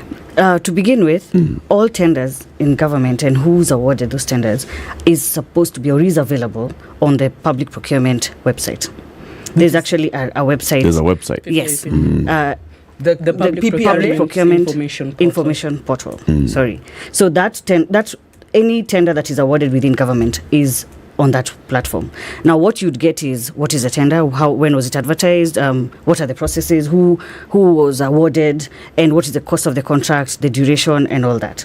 Now, as to beneficial ownership, it becomes an application you do for the BRS. Now, for the Office of the AG, which is Attorney General's Office, Business Registration Service, that is BRS, and there now you then apply to see or to know basically search the company, and then you get what is called the CR12, which should tell you who the owners of the company are. Should be the process, or that is the process that you look for ownership of companies. As to where we are on publicizing beneficial owners, I think it's all a digitization. It's what you hear what government is doing, the digitization plan. There's a plan to have everything digitized, and it should include, or it includes aspects as that, because the commitment is under beneficial ownership is to publicize who the beneficial owners of companies are. And even now, if you check, you may not find it. You may find processes that are still being implemented for how to digitize that process, because digitization, as we know, is resource intensive, and it's only recently that we've started even seeing this. But Sarah, excuse me. BRS is already digital. Yes. All right. You register your company today on the digital platform. When the government said, let's now add the new information on beneficial owner, it was also being done digitally. So, with that being said, therefore, that information should be digital. Absolutely. I mean, what else are they doing? And that's why I would even want to ask Wanjiru, have we tried? Have you tried to look for that information? So go to tenders.go.ke. Yes. Go for a project, and then you see the company that has been awarded a tender, and then you go to BRS and look for the CR12 of that company, and then that's where you'll be able to get, these are the directors, these are the beneficial owners of that company. Yes. Basically, that's the process. Okay. And I want to say that I have not tried that right now. Right. But that should be the process. And ideally, you should therefore find all that information available online. Right. Then if you find it is not, that is when you come to CAJ. And that's the Office of the Ombudsman, where you request and say, this information is not available, and we want it, or we should have it. So as we sit here... Sorry. What we do, we now engage the BRS itself, because by law, there's a requirement for them to respond to us. So if they're not doing it, the first thing is they should have done it. Let's say proactive, should have done it. Now, if it's not done, then we engage them on two fronts. Number one, apart from doing the usual, where we'll request information, ask them to provide it to Wanjiru, and then tell them that you should do this and make sure it's online. Now, if it's not, now that's where we come in with another function of ours called advisories, where we issue advisories to that agency on the parameters that they must meet for them to be compliant. Remember also, under the performance contracting framework, there are many aspects on what entities report on, and one of them is access to information, where they report quarterly to the CAJ on what they have proactively disclosed, because we also do a checklist to check for their compliance, and then what they have reacted to. For instance, Wanjiru's query, which have they responded or not? Then from us now, we then certify, that is, give them a certification on whether they're compliant or not. And this goes back to the performance contract of the accounting officer of that agency. Okay. Yes. Would you know if they did or didn't, if nobody came to complain? For example, I mean, you're not sitting there I would assume that you're not sitting there with radar up every minute looking at every agency and finding out if their information has been made public. You would only be aware if Sarah came to complain and say, look, I needed this information, I have not been able to get it. Then you would know, all right, somebody has not complied, isn't it? Well, or is your radar up checking? Now, our radar is up also because we have a compliance unit. Now, our compliance unit function is to, first of all, and together with our ATI unit or department, is to set up what are the frameworks that every agency is supposed to have. We have over 400 government agencies that report to us on aspects of complaints management and access to information. And they report quarterly. Yes. And we have two fronts in that reporting framework. Number one is proactive disclosure, and what are you supposed to proactively disclose? Now, because of the National Action Plan, one of them will be, or is supposed to be, beneficial ownership. Right. Yes. So the question for us with BRS, or the parameters for us with BRS, would be beneficial ownership. Yeah. And what's How the far are you on this, percentage of compliance in terms of numbers across these many agencies, as well as the quality of compliance? Because, look, I can tell you anything. How far I'm going to go then really depends on my desire to let you know this information. But surface level, and there's that word again, it could just be the very basic minimum. Yeah. But what's the depth of compliance as well as the percentage of compliance across board? Okay, I'll say this. In the last financial year, currently we're now doing the compliance assessment for this year ended June 2023. But I want to say that the previous year, that is of about 325 institutions that were under the performance contracting framework and actually reported to us, over 60% were actually compliant on the framework as developed at the time. Because remember, access to information is a 2016 commitment, so to speak, under the law. Therefore, the CAJ started looking at it in 2017. So even the first thing was also developing regulations. What are the regulations and guidelines for how to do it? Because remember, it's new. So most people or most agencies don't know what they're supposed to do. And even for us, so the parameters keep improving, so to speak, on what should be disclosed, how should it be disclosed, what are the reporting frameworks, what are the sanctions, if at all. And that's why even now, I think the regulations were then published this year in 2023. That is actually when the regulations on access to information were published. And you can imagine now, again, we go back to training, because among our functions is also building capacity of all these agencies. So among the things that all these agencies must do under the performance contract is be trained on access to information, frameworks, proactive, reactive, and reporting and compliance. So that's what we end up doing, or we have been doing for the last, and we keep doing it anyway, training all these institutions to make sure they meet the parameters. So the government is open, Sarah? I would say we're still under the Open Government Partnership Framework, as Sarah's also said that there's the law and then there's also the reality on the ground. And again, I've said it's a whole of a lot of training and cultural change and reimagining cultural perspectives. And one of the things we realized even from civil society when it came to building the capacity of government, the idea was that even though the law is enacted in 2016, very few government officers were aware of their obligation under the law, despite efforts from CAG to train them. We've collaborated with them on a number of training. We've done a training on with the County Assemblies Forum, just allowing the counties to understand this, an access to information law. This is your obligation and whatnot. We've trained different departments, ministries and agencies, from public procurement to Ministry of Health and whatnot. And we realized that then that is not sustainable. How are we able to make sure that all these public officers who are mandated with facilitating the right to information are not just aware, but they're able to understand their obligations under the law? And that was in the current National Action Plan on the Open Government Partnership, that with Article 19 and the Commission on Administrative Justice, we lead the access to information commitment. We provide support from the civil society side, they lead it from the government side. And one of the things we committed to was to come up with a curriculum, a standardized curriculum with the Kenya School of Government, to be able to train public officers on their obligations and requirements under access to information. And so we did this with support from IDLO and a number of civil society organizations within the OGP framework, obviously with the Commission on Administrative Justice. And we came up with the standardized curriculum. What is access to information? How did it come to Kenya? What does the law say? We came up with slides, we came up with training manual for the training of trainers. And as we speak, actually, the course is live at the Kenya School of Government. And what we are trying to rally up right now is that uptake.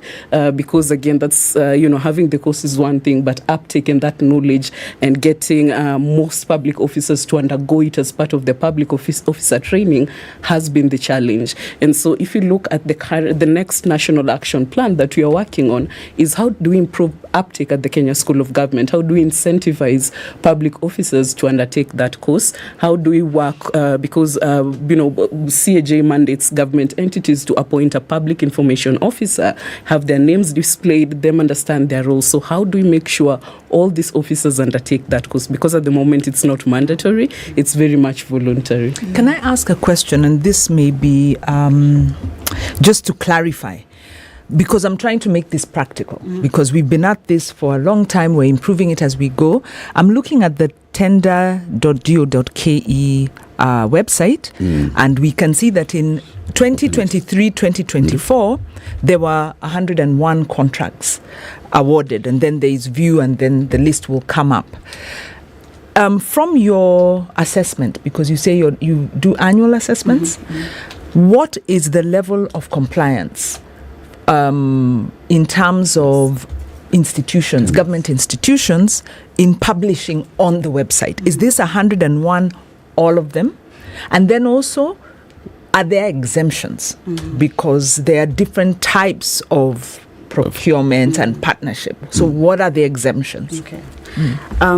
First of all, on the percentage of compliance with that, you see, by law, that is also under the Public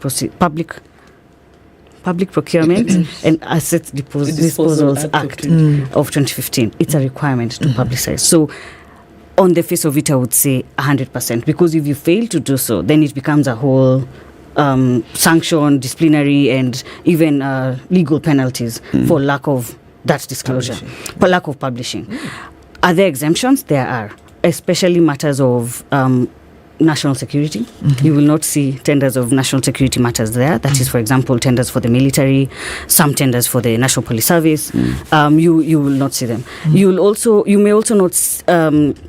There are also some matters. But even then, it's some tenders. It's some tenders, exactly. The military should tell us they want to buy shoes. They should advertise shoes and boots and maybe uniform, for example. And yes, so there also, it's about weaponry, for example, the type of weaponry or the specific description of certain tools and gadgets. I don't want to say it's only the national or rather national security. There could be some health items. I don't know. I'm just saying there are some limitations. Right. And what should be disclosed by agencies. And if I just take you back to the law is basically the limitations are under Section 6 of the Access to Information Act.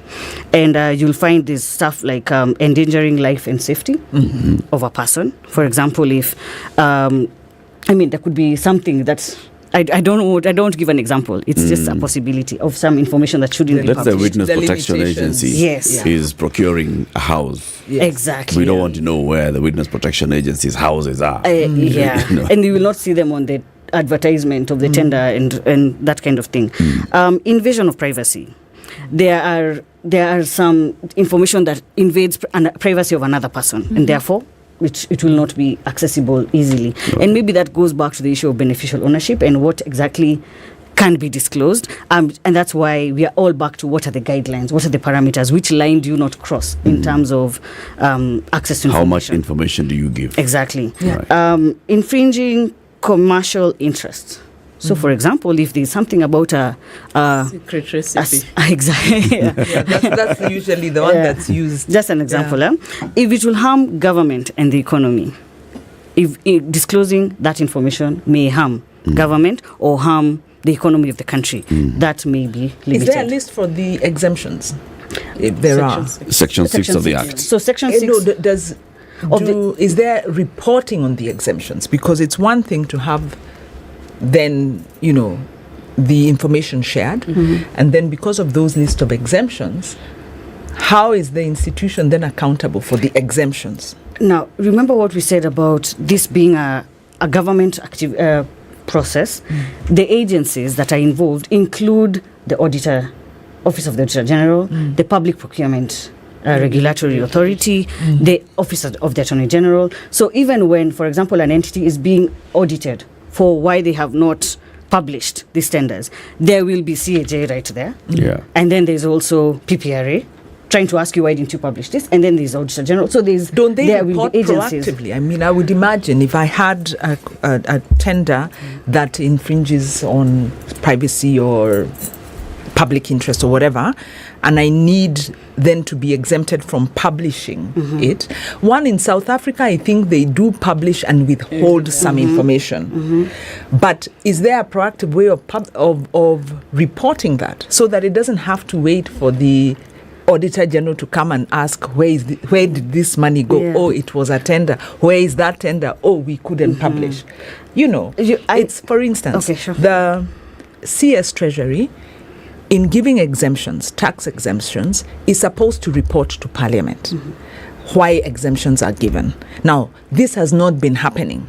So tax exemptions have been given, it hasn't been reported. So is there a reporting requirement on exemptions, or is that a loophole that can be abused? I'll say this, again, back to the regulations and the fact that they have just 2023 been passed. Okay. So you can imagine the parameters, the guidelines. Sorry? Not yet passed. They were gazetted. On 3rd of May, and we were waiting for how many sittings by Parliament before. Well, Parliament was busy. It was passing other laws. Unfortunately, again, this is one of those transitional challenges. Because with the previous sort of Parliament, the regulations had progressed. The CJ had done tremendous work. But now with the new Parliament, it means, again, you have to go back to the drawing board and start the race fresh. Have they lapsed? So they are supposed to lapse on the 17th of August. But there was a memo that showed that there's an extension. So we are going to wait for, again, 30 sitting days. So that will lapse around November, tentatively December. And remember what it means. So are you saying that Parliament has a window in which to pass them? Yes. It needs to take effect after. It's not even really to pass them. Under the Statutory Instruments Act, which is about the delegated legislation and the capacity to develop delegated legislation, which is now what the Commission did, that is with the Ministry and with other agencies, including civil society, these regulations are then given to Parliament. They're published and given to Parliament to, within 30 sitting days, make comment, review, assess, just make sure, even invite and get what are the parameters, have you followed the public participation, what are the implications, etc. And then even give views on whether to amend them or are they okay as they are. Now, the thing is, after the 30 sitting days, they become law. They actually are. If Parliament has nothing, so they're actually law, unless Parliament says something. So 30 days have lapsed and not Parliament... yet. It's been extended. It's supposed to lapse on the 17th of August. Parliament has been given more time to look at them. Yes, to look at them and therefore engage. Because the process of delegated legislation or developing legislation on behalf of Parliament, which is now how regulations are done, you have actually, CAJ was given the mandate. Go ahead, do this, just like any other regulations done by agencies. And then when you're done, publish them. Let Kenyans know what you have in store. These are the new regulations. I want to ask the final question as we're running out of time. Do you have enforcement powers? You said you can issue notice and all, but how far does your power stretch in forcing an institution to disclose information that a member of the public has asked for? Okay, let me say this. Our access to information orders have the equivalent powers as a High Court order. So what an entity or a person can do, once you get our order signed by our Access to Information Commissioner, that is Madam Lucy Ndongo, once they're signed, you can then take them to court for enforcement. Basically, you then get the orders for going in and all that. So we will not give you the orders to tell you storm the entity and get that information you're looking for. But once you have our order, you just go to court and say, I want an order for going in, so to speak, because they've failed to implement. And then the court will now start that whole process of issue. Someone says to the officer to come and explain why they're not following the court order, and all this and the other. How effective is this? It has been extremely effective in this way. I would say in the last, first of all, not everything goes to court. Let me start there. But secondly, in the last 1 year, we've issued, or rather we have gotten positive responses 100% from over 200 agencies that were asked to release that information. So agencies have become very clear, or rather ministry and other government agencies have become very clear. And not only government, it also extends to private entities. They have become very clear, or rather very more knowledgeable on what is their role. So once they see our communication, they may, in quotes, ignore or not have responded to you. But once they see now government has come in and said, you have an obligation under the Access Information Act, they basically respond. So on that note, Sarah, Is open government working in Kenya? Yes or no? Yes. Wanjiru? Yes, partly. Maybe 60%. Wesanga? I'm very optimistic. It will work. Optimistic is about future. The progress has been slow but steady.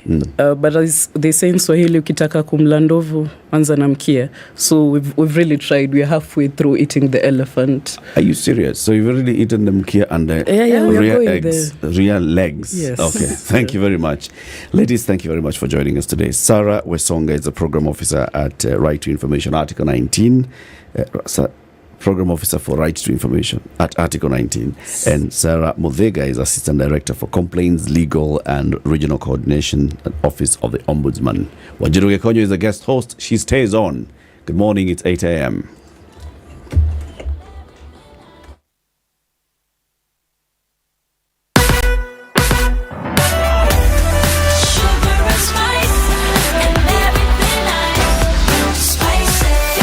Spice up your life.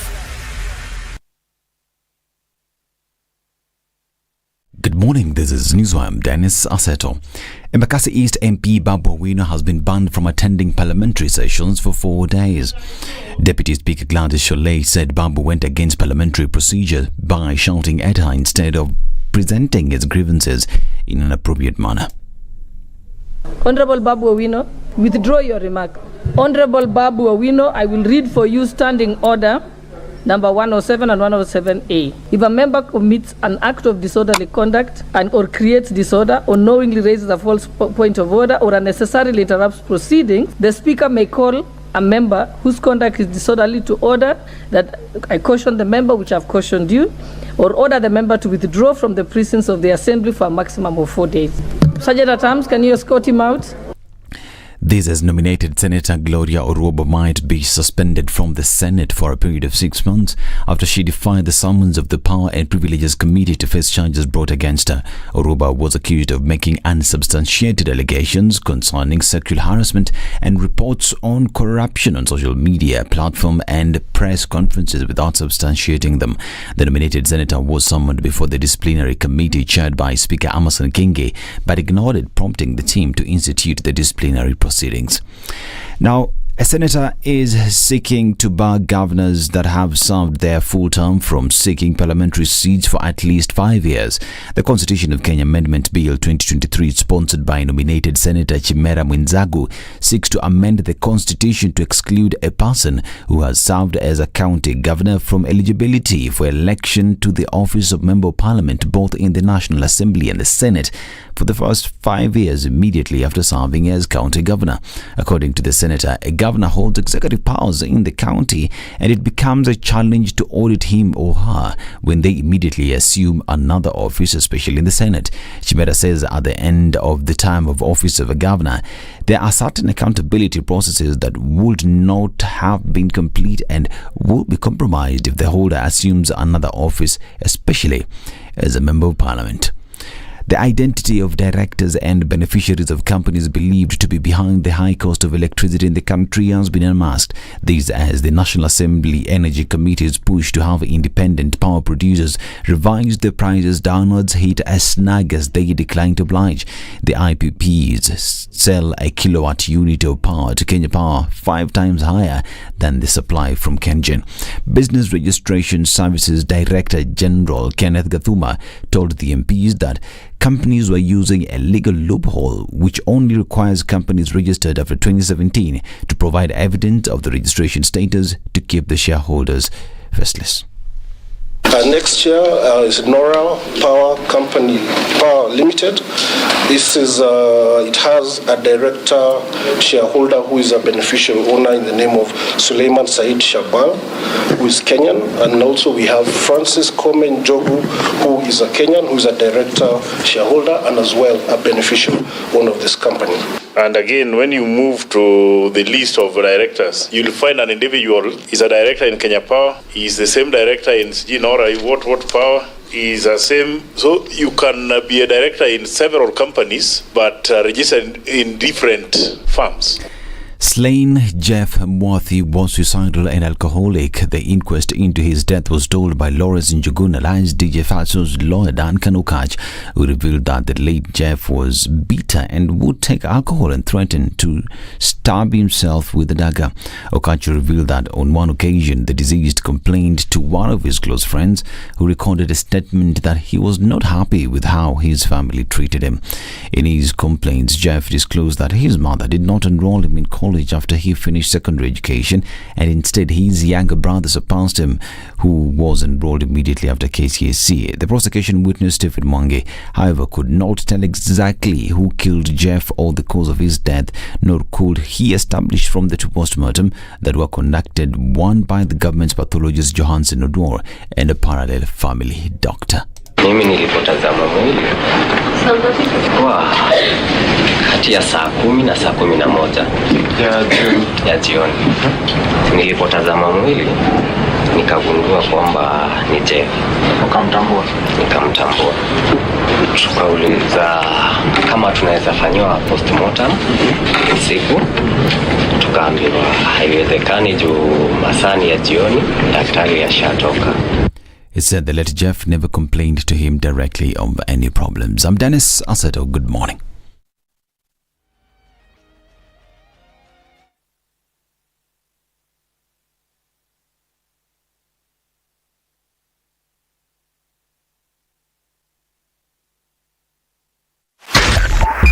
.5 Spice FM, Kisumu. Where we see the most of it this morning is traffic coming off Jogo Road, then towards Landis and out towards Kamkunji at the roundabout onto Haile Selassie.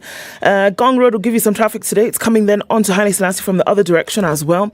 Lunga Lunga is busy, and we're seeing some parts of Gong Road busy up there in the little nook coming in from Gong Town.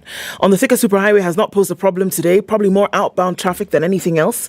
And coming off of Kiambu Road, not as painful as it normally would be on a weekday. Getting into the weekend is not going to be too difficult for most folks today. Pangani at the underpass is where to cause you the most headaches right about now. Coming out of Westlands, easy street, so it looks pretty good. Uhuru Highway, as you get out through to the CBD, is also looking good. And North Airport Road, even North Airport Road today has fizzled out in terms of traffic. We're going to keep an eye on things. Still, see how it opens up, getting into traffic hour more. Spice of MKE on Twitter. Let's talk there and keep things moving this Friday.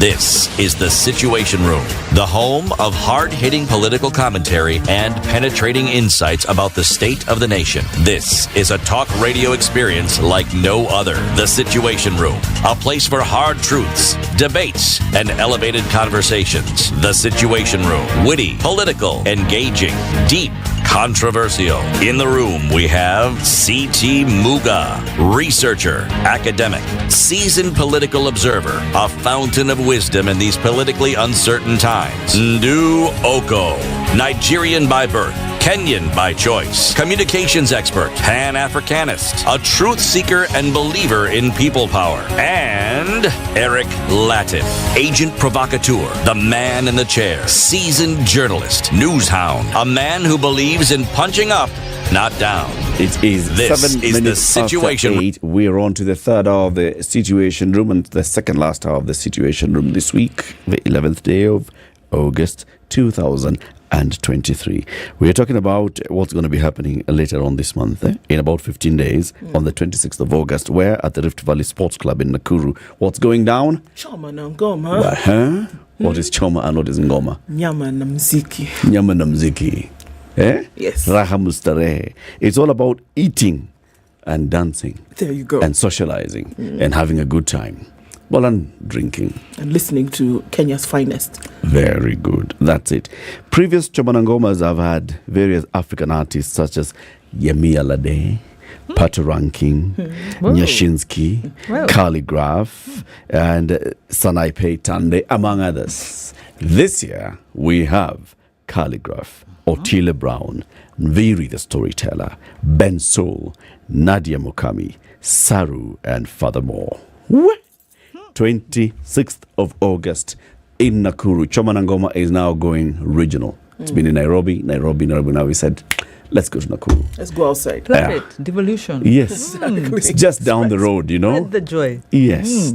If you want to buy your tickets, please do so today. Ticketsasa.com. It's only 800 bob. You can also stand a chance to win a pair of tickets by sending the word Choma to 24338. That's 24338.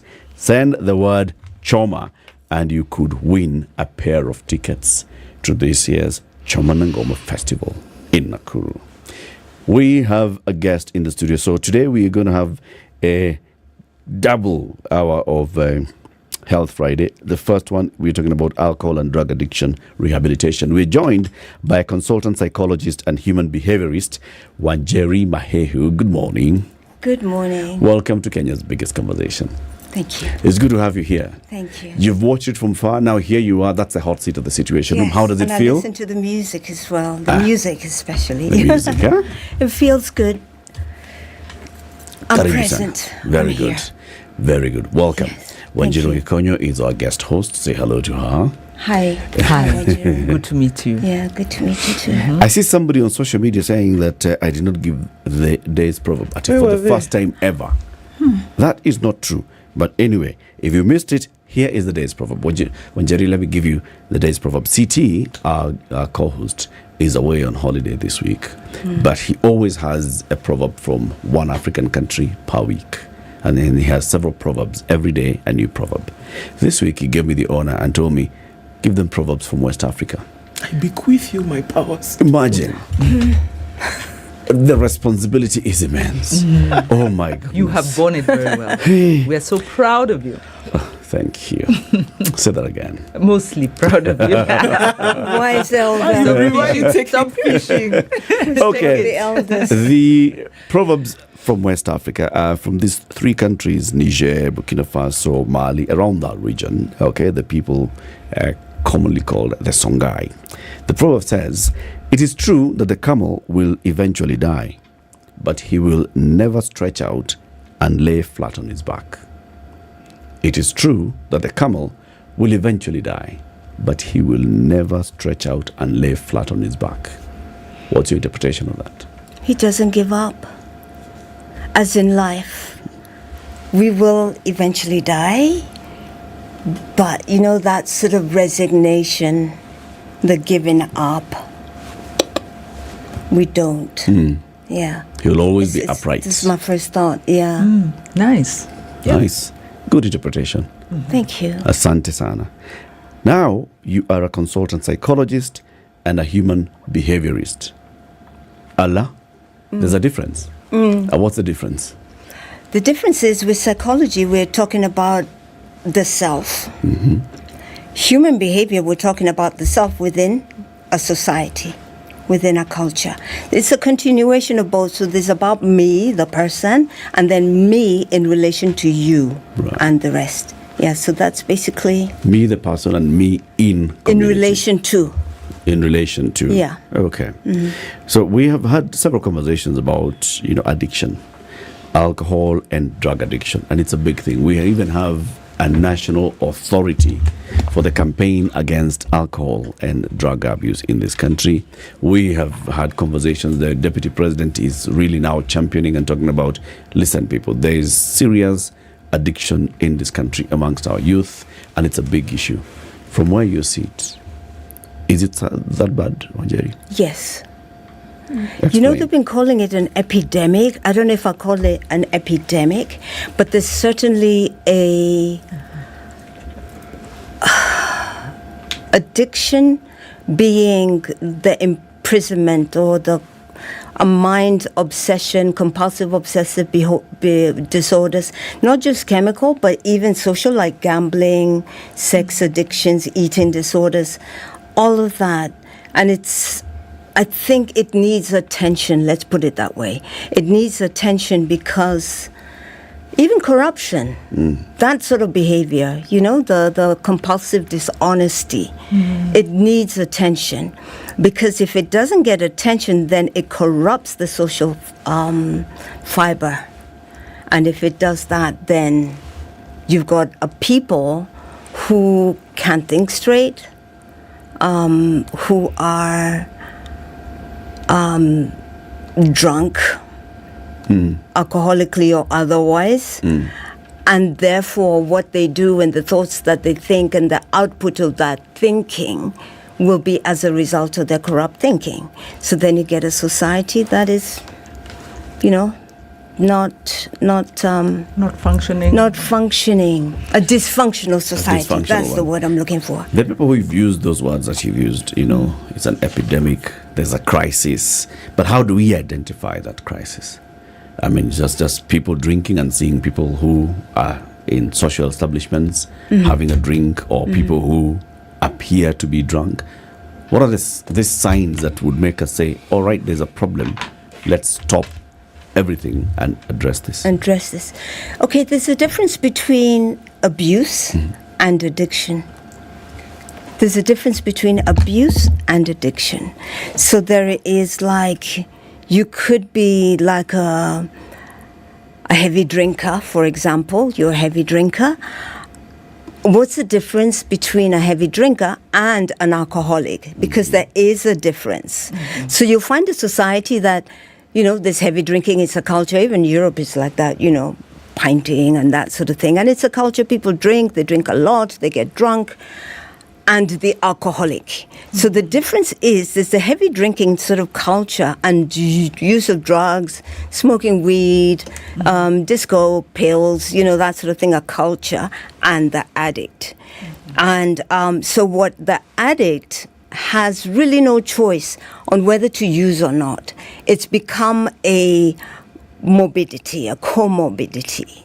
As they've lost the choice. If you tell them don't drink, they cannot not drink.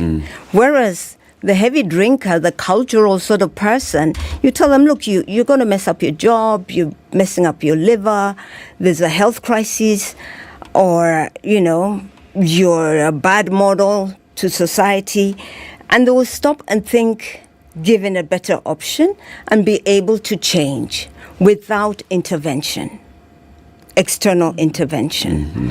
So at one level, we're dealing with a cultural thing where it's cool to drink, it's cool to get high. After work, let's go pint. That cultural thing. And on the other side, we're dealing with a disease. Okay. So if we're looking at the burden in Kenya today, because there have been many things that have been said, the rate at which many more people are consuming alcohol, not necessarily just to have a good time, but for it to almost be a crutch.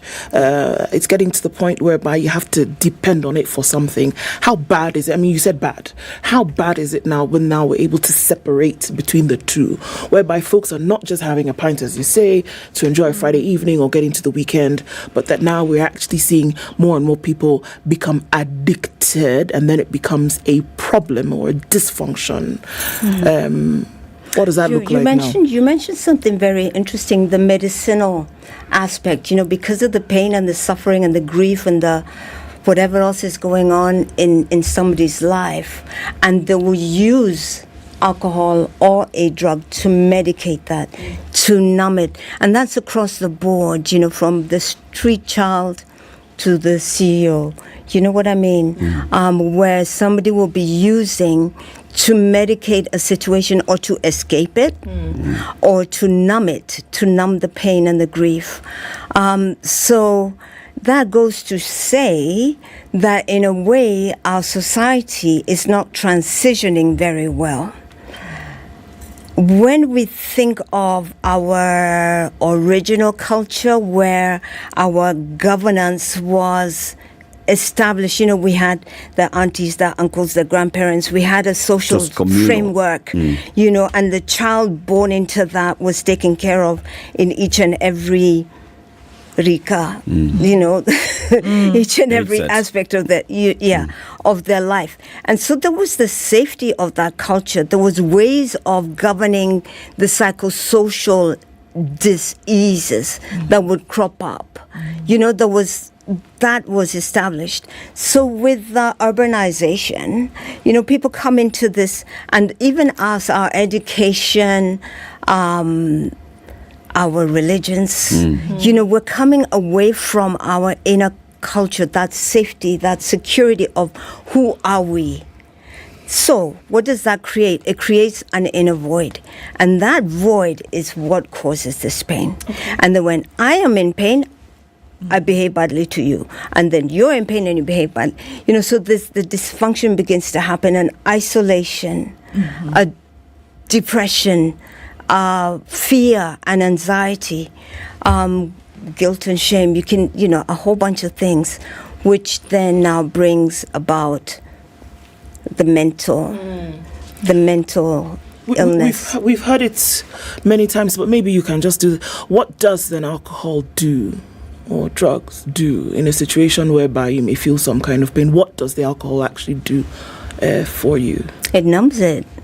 It numbs it, and it tells you all is well. Alcohol is actually a depressant. But the effect that what we call the high, the effect of intoxication, it tells you, it brings you to that happy place, the place where I'm no longer shy. I can speak, I can do this, I can speak to a girl, I can, boys. Gives you confidence. You shed all your social inabilities and inhibitions and all of that, yeah? So it gives you that. It's momentary, and that's why people pick up the next drink, because when that starts to fade away, then you top up. Pills, depending on which one you pick, anything from energizing you, from sedating you, from helping you to sleep, from helping you to cut your appetite, helping you to be more productive, like more energetic, depending on what a person needs, or even just checking out, so as to evade your reality. Nyeri, this is really powerful, because obviously, the expectation is when we talk about alcohol abuse, we focus on alcohol, we focus on the drinker. But what you're saying is that there are social factors, there's this numbing factor. And so if we want to deal with this problem, we have to understand those factors. So if you talk about change is inevitable. It's going to happen. You talk about religion that used to be maybe kind of the norm, and now you're having especially a lot of young people not really relating with religion, and transitions there. This family structure also has changed. So is it inevitable then that we will have this pain? And we've then got also a political and economic environment that's very, very, very toxic, very harsh. I was very pained. There's this student, and I'll keep repeating because it really struck me, this young lady who challenged the senator of Wasingisho. And the question she asked, do you know an antidepressant. Do you know the name? And I could hear the pain, and she was saying so many young people are on antidepressants. And I was like, my God, this conversation is so much more than it's so wide. So what's happening, and how do we deal with this? Is this inevitable? What can we do? And are we doing the right things as parents, as communities, as government? Change is inevitable. How we manage the change, that's where I think we need to put our heads together to manage this change, and also to realize that the change on our end of the world is much faster than what you would say like US or somewhere. Our cultural shifting is so much faster. So we need to put our heads together on how do we manage this change on all the different aspects. So you've got the mix of education. What is in that mix? What are we putting into the minds of our children? And how early do we start educating them on psychosocial issues? Should it be part of the curriculum? Life skills training, psychology even, so that we equip them with the right tools in this life that they're living. And because it's so much faster, you'll find that your culture and your child's culture are different. And that child's culture and their grandmother is so there's that isolation. That's what we have to manage. Yes, we're living in a toxic society, and I'm not just blaming Kenya, it's around the world. This age, it's a dark age, and there's a lot of murder and crime and abuse and all of that. It's a dark age. But being Kenya, maybe we can be smart and we can acknowledge that and ride over it. Kenya's a very religious country. There's a lot of prayer said in this nation every single day. But religion has to translate into spirit so that we're feeding our souls. And when you look at a child like that who was just had to speak, I mean, she was between a rock and a hard place. She was like, I am speaking, Well done, girl. But, and why? It's the abuse. Yeah. Political abuse. Yeah. And that shouldn't happen. That is not taking acceptable. us to the bottom. You said change is inevitable. Yes. But in fact, it's welcomed. But we should know how to manage the change. Yes. How can we, in our context as Kenya? How can we begin to manage this change? We need a parliament of the souls where we have different thinkers. The same way they do with political change, BBI and all that sort of thing. Social change, especially from a culture where we're Africans, society is important. If we had a parliament of the souls in just, in my imagination, where you have these different thinkers, there are so many effective tools that can be translated into action. Tools on thinking, critical thinking, tools on social behavior outside of religion. So it's not a religious conversation, but it is a psychosocial conversation. Tools on self-management, self-regulation, because we lack that. You find children growing up, they're brought up in school or by their auntie, and the parents have never really had an influence on that child's values and beliefs. So self-management, they come into adolescence without any tools. They're just peer followers, without real identity of who am I and why am I here. So tools on self-management, tools on finance, financial management, the normal things. And coming to an identity of who we are as a nation, but also who we are as individuals. Because even though we have this Africanism, which is Ubuntu type, I see Ubuntu as like a necklace, a pearl necklace. So we all come together, but each pearl has a place and a say inside of that necklace. So when we rape a person's being of their identity, like when you're made to feel like you're a nothing. For example, that girl, where you're just stripped of your of your agency. You feel like you've just been stripped. You're powerless at the core of your being. That powerlessness breeds a lot of mental illness and also, in some cases, crime. Some people will just get defiant. And they just move on. As you're speaking this, I'm actually looking back and seeing our society has, in various occasions, tried to acknowledge what's happening to us, but it's like we shy away from addressing it fully.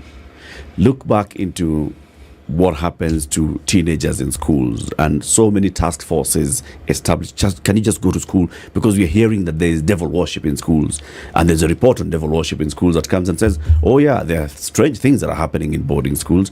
We look at it and we shelve it. Even in our constitution making process, when Yashpal Gai and team went around the country, the issue of our social fabric and our moral fabric emerged, but we didn't address it. Yes. BBI touched on moral fabric and values. It emerged, but we don't address it. The president established a task force on our mental health. They came back with a report and said, my friend, there's a crisis. Declare there's a national disaster. We didn't address it. Yeah. When Mutudo was in parliament and he brought up the issue and said, look, there's a crisis in the country. Can we establish a framework that helps us to address it? And we formed NACADA. We created NACADA and then we pull back. It's like every time we try to look ourselves in the mirror, we see what we are seeing. We're like, okay, yeah, we'll sort it out. Yeah, we turn away and we want to ignore that. How can we force ourselves to actually look in the mirror and acknowledge that what we are seeing is not what we want to see? Well, reason being, okay, part of that is the fear of our own reality. Looking in the mirror, it's hard for a lot of people, even in their own lives, to see yourself for what you are. Look at your defects, look at your failures, look at your moral fiber or lack of it, and just address it. People don't have the courage to do that. And so when you look at these committees, yes, we can be academic about it. We can be professionals about it and come up with these frameworks of this needs to be done. But why do we not step out and actually do it? We don't have the courage, or we don't want to. We don't want to face it was a tick in the box. You know, it's not important. And so what we are saying, it is important. We're losing ourselves. And when you have people empowered with a broken spirit and a broken mind, you get corruption. You get people who, you know what I mean? You've got a powerful madman. And so what's he going to do with that power? You can only imagine. Yeah. So if we can come back to a sanity, a soundness of mind, and acknowledge, let's not be afraid, let's face, even in homes, you see people who, you know, just to bring it down into a smaller scope, when people have marital differences or their child is acting up or their teenager is using drugs and they don't want to look at it, they don't want to accept it, they come into therapy and they're skirting around the issue. I'm just like, face it. The only way to deal with it is if you face it. And the only way to face it is to face it. That's the only way. Yeah. And Kenyans, the only way to face we're it not is to good face at it. facing it. We avoid strong, deep interpersonal. Yes. And that is the dishonesty. That is the dishonesty. Let's take a break. And as we take this break, think about it. What would you like us to do? Like as a professional, as a psychologist and human behaviorist, what would you like us to do? How would we start facing it? Like you said, the only way to face it is to face it. We know that. We just don't either want to do it, don't have the energy to do it, the courage to do it. We don't want to deal with the repercussions of it, but we've got to face it. How? Time for that break. 28 minutes to 9. Nyeri Mahehu is a consultant psychologist and human behaviorist. She's our guest this morning on this Health Friday. We're talking about alcohol and drug addiction and rehabilitation. This is a big conversation. As we go into this break, think about the holiday season and what the children are watching. Indeed, Raha in Ashika and Go TV. And this holiday is even better. You can cheer your toddler up with funny programs like Super Kitties on Disney Junior Channel 82. And your Friday morning will be sorted just like that. At noon, it's Bluey still on Disney Junior. After that, hand over the remote to your preteen and let them enjoy Miraculous every weekday from 4:15 on the Disney Channel. If your children are happy, you'll definitely be happy. Download my Go TV app or dial *423#. Stay connected to the fun. Go TV. Love it. And also go to NairobiMarathon.com and register for this year's Standard Chartered Nairobi Marathon. It will be the 20th edition in Nairobi, in other parts of the country. And also there's a virtual run as well this year. So it'll be taking place everywhere in the world. 2,000 bob is what you need. NairobiMarathon.com is where you need to go. And then you start practicing. This is the Situation Room, the only way to start your day. Jimmy Gathu live. This is a man's show where we talk about politics, men talk, sports, anything that spells man. Does your partner communicate in any way, be it financially, be it sexually, be it heart to heart? That's a communication that you will never hear in a marriage counseling session. So the most important thing is just be honest with yourself. Jimmy Gathu Live happens every Saturday from 2 to 7. Only on 94.4 Spice FM, Nairobi. This is how we get down. Cloudy conditions in Nairobi this morning. We'll see highs of 24 and lows of 13. It's sunny in Nakuru at 14, highs of 26 and highs of 21. In a rainy Nyeri at 13, sunny at 13 in Eldoret, going to highs of 24 and lows of 11. And it's sunny in Mombasa at 23, highs of 29. We'll see the same in Malindi, where it's mostly cloudy at 25, going to highs of 29. It's 19 and cloudy in Kisumu, highs of 29, and we'll see highs of 29 as well in a cloudy Kakamega at 17. 18 and sunny out in Kampala, highs of 28, and Dar es Salaam will see highs of 30, where it's mostly sunny at 21. It's 7 and clear in Johannesburg, highs of 16, and 29 will be the high in a mostly clear Lagos at 25. It's clear at 23 in Kinshasa, highs of 32 and lows of 21.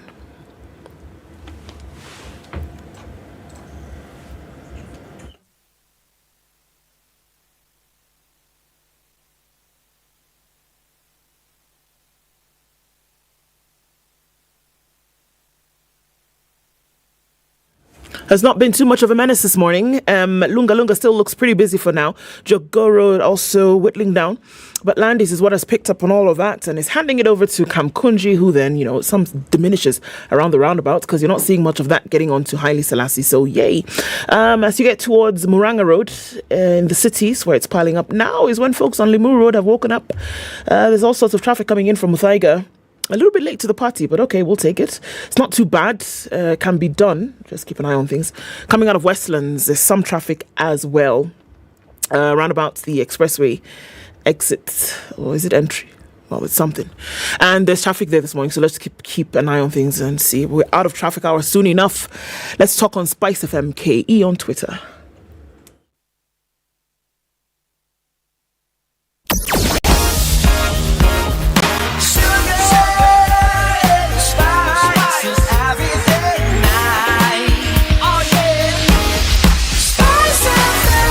Spice up your life. Mature, intelligent talk every morning.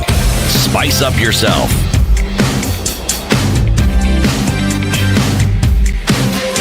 23 minutes to 9. We have mornings done right. And this has actually been said by experts who have told the government as much. There's an emergency, mental health. There's a crisis of alcohol and substance abuse in this country. We have been told by many experts as well. Some of them even working for government. What are we doing about it? Nothing, it appears. Wanjeri Mahehu is a consultant psychologist and human behaviorist. She's our guest. So, you've had some time to think? What should we do? I've had time to reflect. Alcohol and drug abuse is a symptom. It is the symptom of an underlying issue. And that underlying issue is what you're saying we never get to, because we deal with alcohol and drug abuse as the issue. Do you understand? Yeah. You can quit drinking as an alcoholic and never change, but you don't drink anymore. We want the change. We want the transformation. We need to go deeper and deal with the issue. Now, if you look at alcohol and drug abuse and addiction as such, it's a disease that tells you don't have it.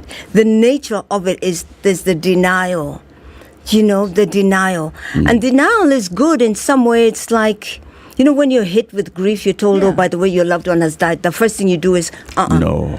Because your brain needs that buffer to, we don't just, it could be just overwhelming to realize without the buffer.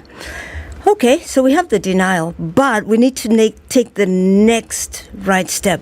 Now, this is where it gets political in many ways, because the next right step, conferences, meetings, committees, tick in the box, travel, go for conferences, Yeah. And that there's a lot of hype in it, and there's a lot of, there's a lot of even government facilities that have been offered for rehabilitation, but it has never reached, it has never done.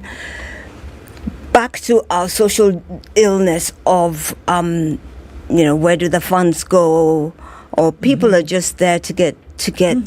It's an office. It's an office. It's a job. Okay. So how about we're having conversations, but what we want to see action. So maybe we need that, the right people to take it into that step. The other thing you need to recognize is the people who bring in the drugs don't want you clean. So there's a lot of resistance to cleaning up your estate.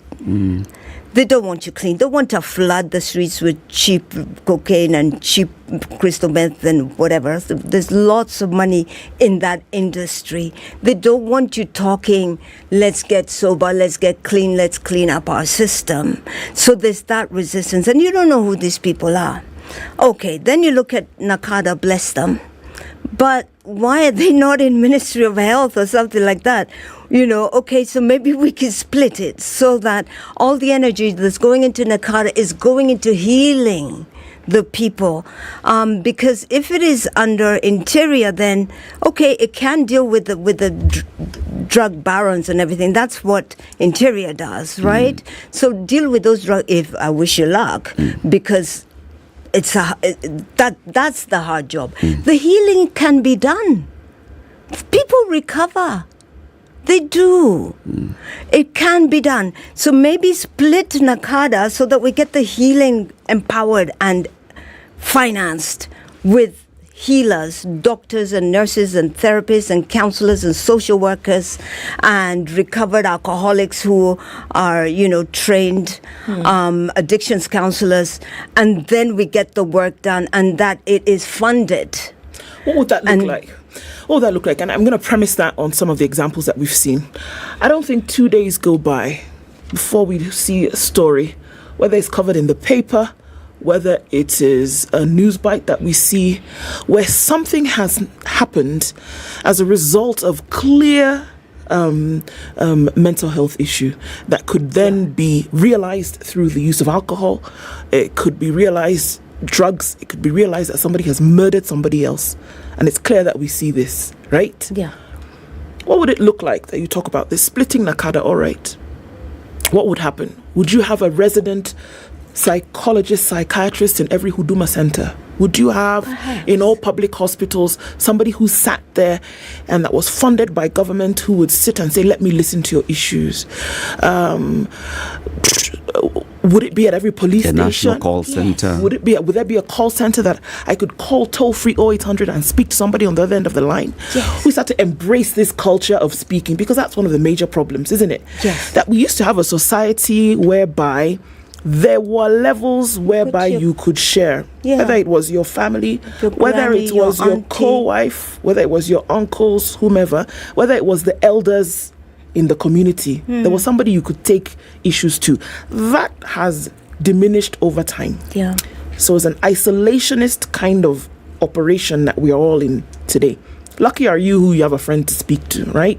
So that's where we see this action, this behavior of saying, well, let me rely on somebody else. And this somebody or something else then becomes the drink or whatever. That's who we rely on now. So we're saying essentially flip that and bring back, in whatever capacity, our village. Is it not? I love that. Bring back our village. Yeah. I love that. So we're saying, and now if you can't sit under the tree, as it were, under the Udala tree, as we say in my village, put the person where they're accessible. Where you go to get your ID that frustrates you, there's somebody you can speak to. where you go to get your medication, there's somebody you can speak to. You have a phone, pick it up, and there's somebody at the other end of the line that you can speak to about issues. I had a conversation with somebody who works with one of the telecoms companies. And after midnight, the phone calls that they have is not, I can't find my credits or I can't do what. It's, look, I want to talk to somebody. And they don't have an issue as such with their phone. They have an issue with here. And here. Yes, and here. And here. So isn't it time then we got a little bit more deliberate about how we deal with this thing? And so I hear AI you saying, let's split this brick and mortar and bring in the subjective, the software of this thing. And you know it's interesting what you're saying. Yes, it's being done. I remember how many years ago, many years ago, and we will minister the HIV campaign. Yeah. Ministry of Health did that. They trained many counselors. Every district hospital was manned. That's why I'm saying empower the Ministry of Health. They have manuals of how to counsel. They were ready to go around all the districts, all the district hospitals in the country, so that when somebody calls in for help, you send them to their nearest counselor, because there will be somebody. It was all set up. That's been set up. You mentioned stigma, major issue. If I am depressed, am I going to come and tell you I'm not feeling too well? No, I'm going to tell you I have a flu, I can't come to work today. I'm stressed. Yeah, I'm stressed. The stigma, why? Because, and I must say we've come such a long way, from when we're in the 70s and being, if you had depression, you had to go to Matha. It was not like this. It was a straight ticket. Yes, and you got a paper stamped, unsuitable for employment. So that was you were done. We've come a very long way. So let's continue with this to destigmatize mental illness. And addiction is a mental illness. People say it's a disease, but really the disease is what? It's a mental illness. So we don't say that because, again, of the stigma. So we need to deal with this stigma so that we're having these conversations without judgment. The same way your body gets ill is the same way your mind gets ill. And if your mind isn't well, that's it. You can break a leg and come to work. If you're not okay, you're done. I love what you're saying. I love what's coming out of here, because you're saying addiction is a mental illness, and that the alcohol and drugs are a symptom, and that there are other symptoms we don't see. We don't see the sex addiction. We don't necessarily see the eating disorders. Of course, the family may see that, but and the codependencies. And you're saying all of these are forms of addiction. And so much as there is NACADA dealing with drugs, the underlying issue is the addiction due to this disconnect and this isolation that needs to be dealt with. And what you're also saying is that we need a social solution, because I think we've done the legal. Yes. There's medical intervention as well. But the social is about that fabric, that support, the counseling, bringing it into the lowest level, which again I like, bringing it to the village. And I say, from a governance point of view, because I am a governance person, when we talk about funding our health service at 7% as opposed to 15%, these are some of the things that we miss. And the thing is, our priorities, government priorities, are in hardware. We must build roads. We're talking about now electric vehicles. We're talking about, you're moving from one thing to another, ignoring the software. So the interesting thing with what you're saying is that perhaps we governance advocates need to change how we talk about governance and talk about it from a social point of view. Saying, if you do not spend on the social, there'll be no people left to utilize these amazing buildings and roads, and that's what really comes out for me. And the question is, how do we do that? There was are there countries that have been able to do that? Yes. and I may be politically wrong, but there's countries who've done this. It's called the happiness index, and it's being measured, Dubai, Finland, New Zealand, all these, and you can Google it and you can see who's top ranking on their happiness index as a nation. It is being done. There are nations who are looking at why build cities high when man and build it goes. You may have flashy everything, and people who are just so disturbed and so unhappy and so spiritually poor. So you've got the poverty in their spirits and that they live in this flashy place. But so why do you want to do that? So that there are nations who are doing that. They're building the framework of their people. And what happens when you do that, you get more productive. You find that the economic output is much higher because you come to work happy, you're more productive, you're more peaceful, crime goes down because crime is also often born of disturbed minds. So there's peace. Isn't that what you want? Yeah. This is how to get it. Look after your people from the inside. From the inside. So you're saying that even our crime management, and we said this when Shakahola, took place, and we were saying the social setup had broken down because this happened in full view.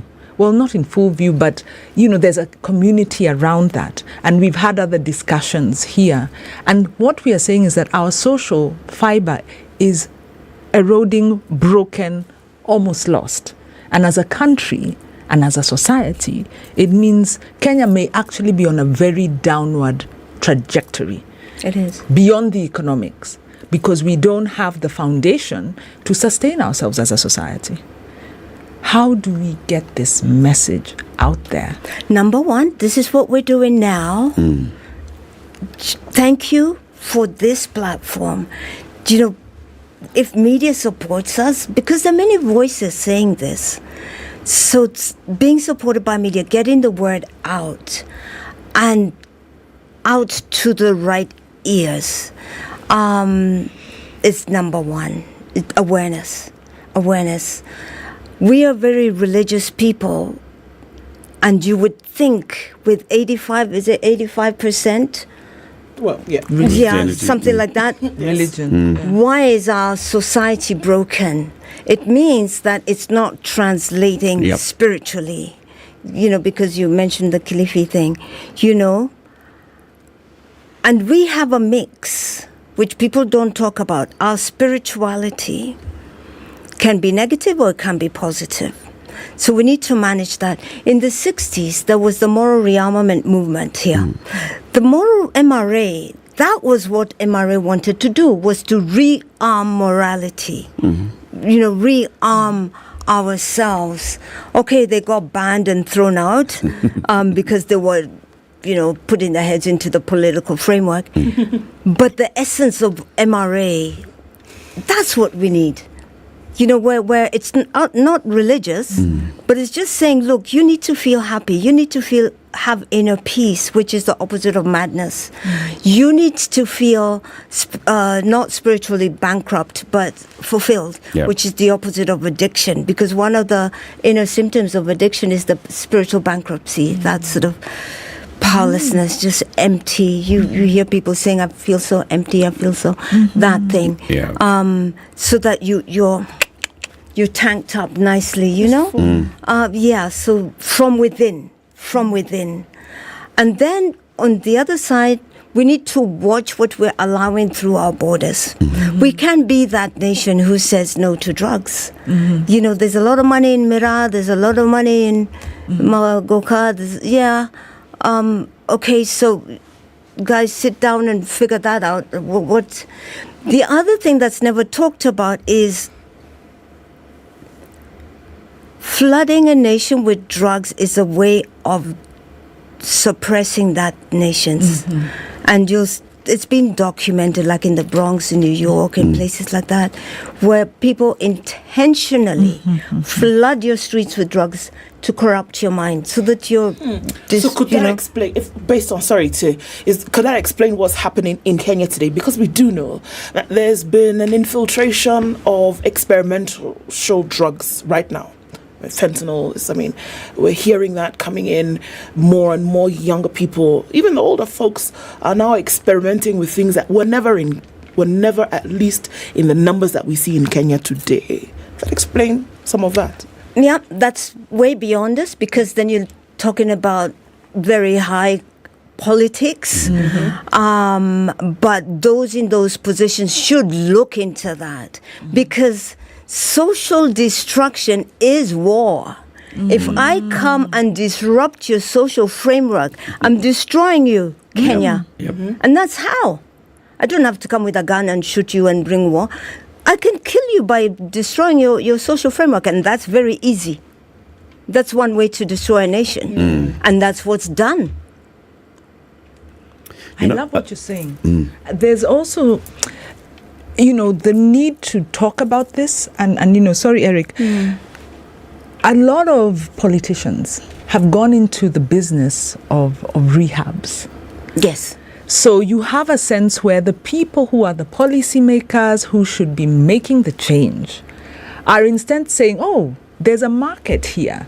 So how are they going to make policy to stop the problem when they are now beneficiaries of it?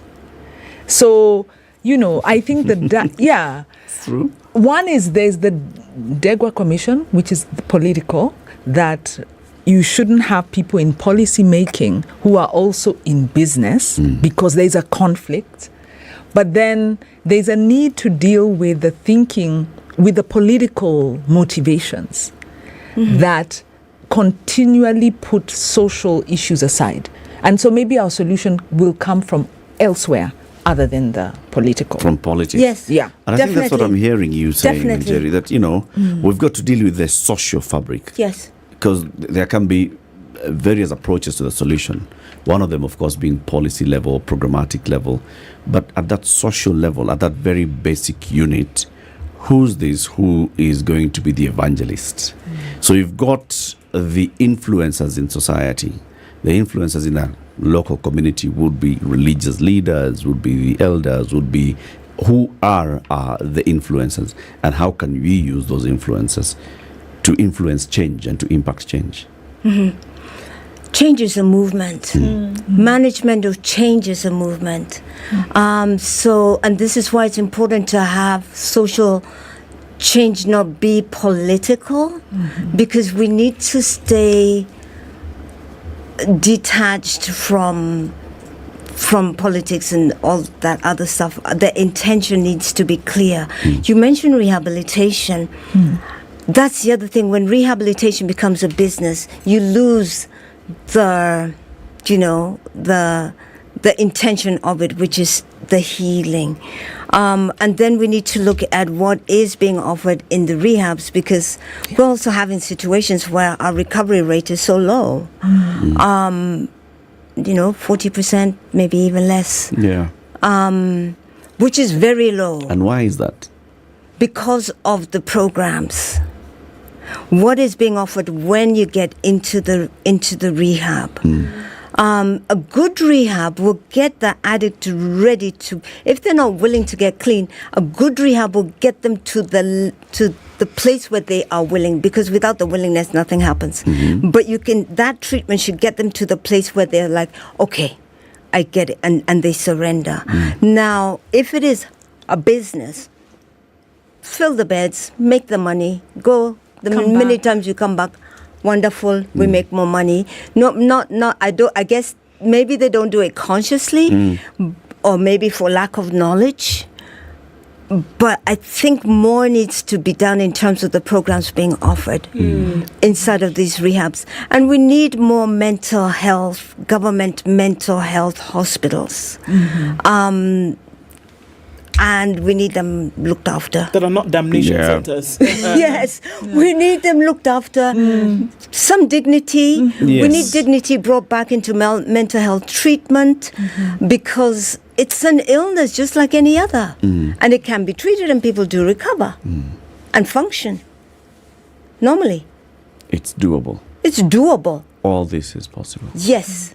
It's imperative. It is. It's imperative. Speak for 40 seconds to everybody who's watching you this morning.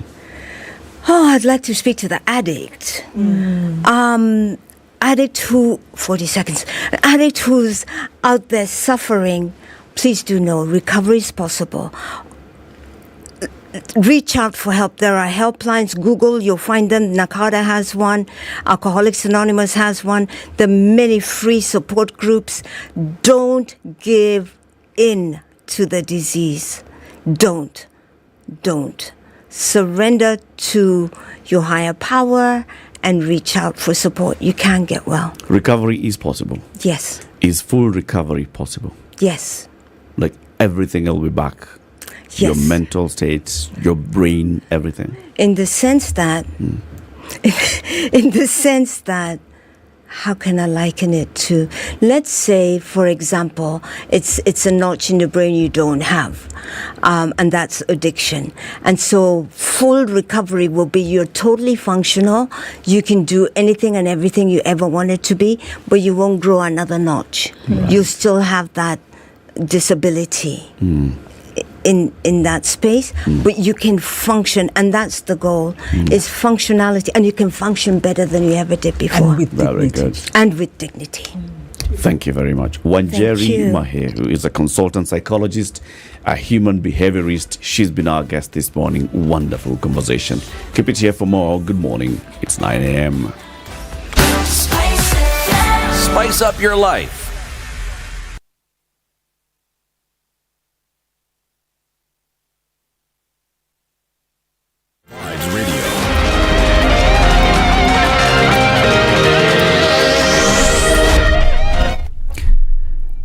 Good morning, this is News. I'm Dennis Aseto. Uasin Gishu Senator Jackson Mandago recorded a statement with detectives from the Directorate of Criminal Investigations probing the North Rift County's heavily controversial scholarship scam. The collapsed Finland and Canada scholarship program has occasioned uproar and massive protests in Uasin Gishu, with hundreds of graduates affected and their parents taken to the streets to demand for refunds from the county government. The DCI statement comes after Mandago Tuesday last week also was grilled by detectives from the Ethics and Anti-Corruption Commission for his role in the program, which was initiated during his tenure as governor. The Uasin Gishu Education Trust Fund account is said to have been opened in May 2021, and by December 2022, 957,167,143 shillings had been credited to the account by parents. Now, Kenya Medical Practitioners and Dentists Council has shut down 44 health facilities across Nakuru County, while partially closing sections of another 16 for failing to comply with set standards. KMTC CEO David Kariuki, addressing the press after the operation, said they managed to assess about 260 hospitals, out of which the number stated were found to be non-compliant. Kariuki revealed that some of the hospitals were operating with quack doctors, expired drugs on the shelves, while some had lab samples that had gone bad. We have found 44 that were not compliant to the standards that have been set, and these 44 have actually already been closed. In addition, we found another 16 that were found not compliant to some of the standards, and the sections that were found non-compliant have also been closed in those facilities. So these ones, we say we have done what we call partial closure. As we also inspected, we found 6 persons who are providing services, and they are neither registered or licensed to provide health services. The Ethics and Anti-Corruption Commission has obtained orders from the High Court to freeze over 21 million shillings held in 3 accounts by a junior state official. Daniel Munywoki, a junior accountant working at the Kenya Rural Roads Authority, KERA, is reported to have amassed a total sum of over 21 million shillings within a period of 4 months. The commission is investigating allegations that Munywoki accumulated this wealth, which it says is way beyond his non-legitimate sources of income, through corrupt dealings. Public universities will soon make over 1,000 of their services available on the eCitizen platform in a bid to beat the state's deadline to shift to the online gateway. Senior administrators from 47 public universities, among them vice-chancellors, are convening in Athi River to conclude the implementation of the admission procedures in line with the directive from President William Ruto.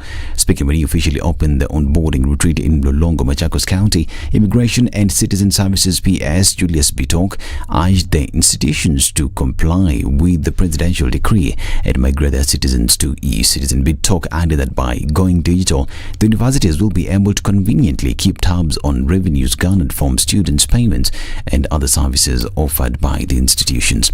And the government has suspended all mining operations in Migori County, issuing notices to both machine and artisanal miners to acquire legal licenses in a joint crackdown conducted by Migori County Commissioner David Getonga and Regional Mining Director Joseph Boiwar. All miners with expired licenses and the ones without were ordered to secure new ones and immediately shut down leaching processes.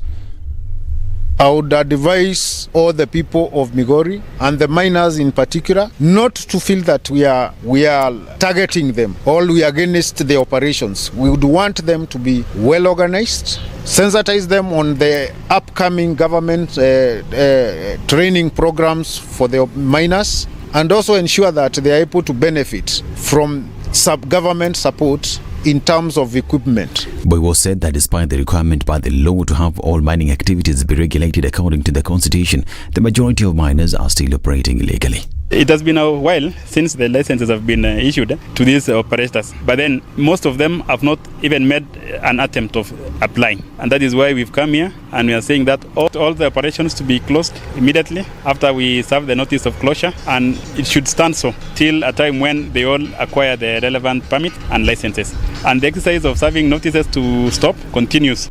He added that it is only through regulation that the government can generate revenue and also secure the miners from exploitation by cartels. Started compliance activity for closing all illegal operations in the region, and so far we've done approximately more than 30 sites that have been closed, and the exercise will continue. I'm Dennis Aseta. Good morning.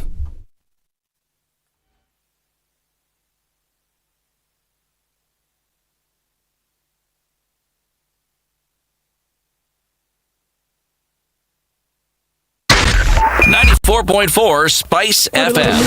Landys Road this morning, getting into the city, and then also in the other direction, going towards Jogo Road. We're looking at some traffic still on Lunga Lunga. But apart from that, Friday morning does not seem to be a menace to anybody traffic-wise today.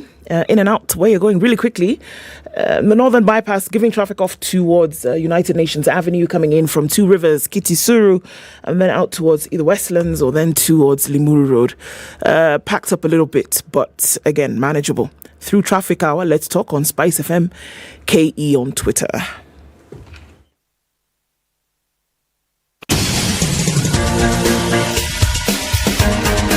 This is The Situation Room, the home of hard-hitting political commentary and penetrating insights about the state of the nation. This is a talk radio experience like no other. The Situation Room, a place for hard truths, debates, and elevated conversations. The Situation Room, witty, political, engaging, deep, controversial.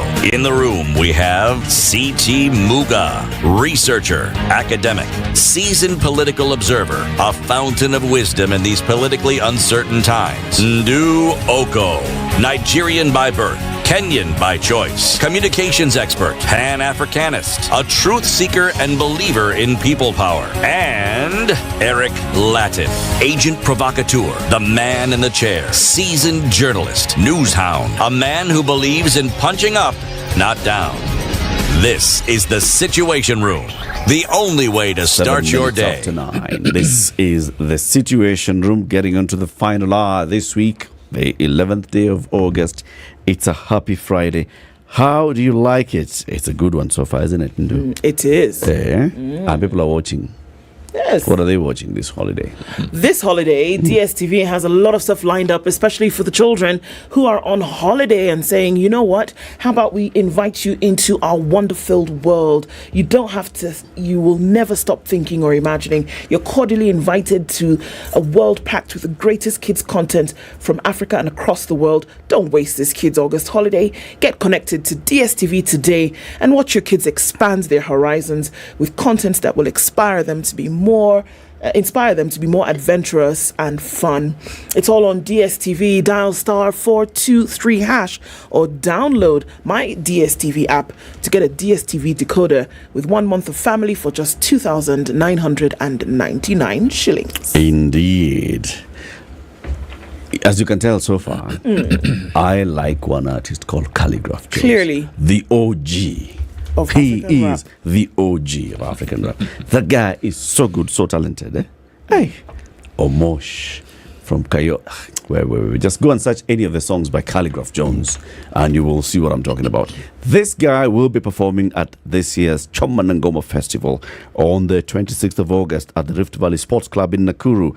He will be performing alongside Otile Brown. Where? Otile. That's what I like. I know and I like. Kwanza, that song, Otile and Sanaipei. How does it go? I remember. Try and remember. By the time I'm done, you'll remind me. Got it. Nviri the Storyteller. You don't Nviri the Storyteller. Some of these guys are in the soul generation. So soul generation is Sauti Soul. And then there is Nviri the Storyteller and Ben Soul and others. Ben Soul is also going to be there. Nadia Mukami will be performing. Saru and furthermore, they'll be performing. And all they're saying is Tumakitu. No, Situma ya kutoa.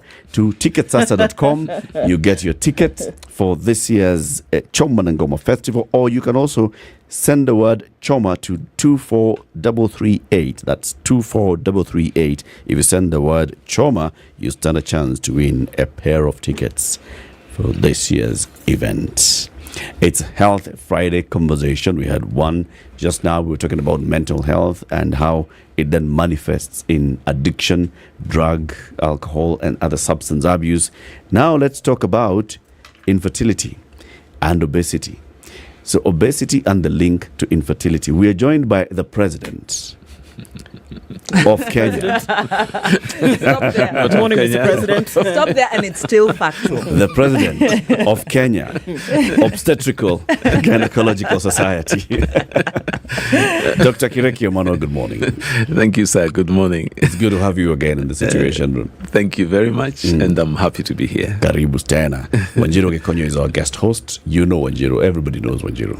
All presidents in Kenya have interacted. If all presidents know her, then I also know her. Yes. Know me today. Yes, they do. You're also a fertility specialist. What's a fertility specialist? I can see the OBGYN bit. What's a fertility specialist? A fertility specialist. First of all, thank you very much for inviting me to come to this program once again.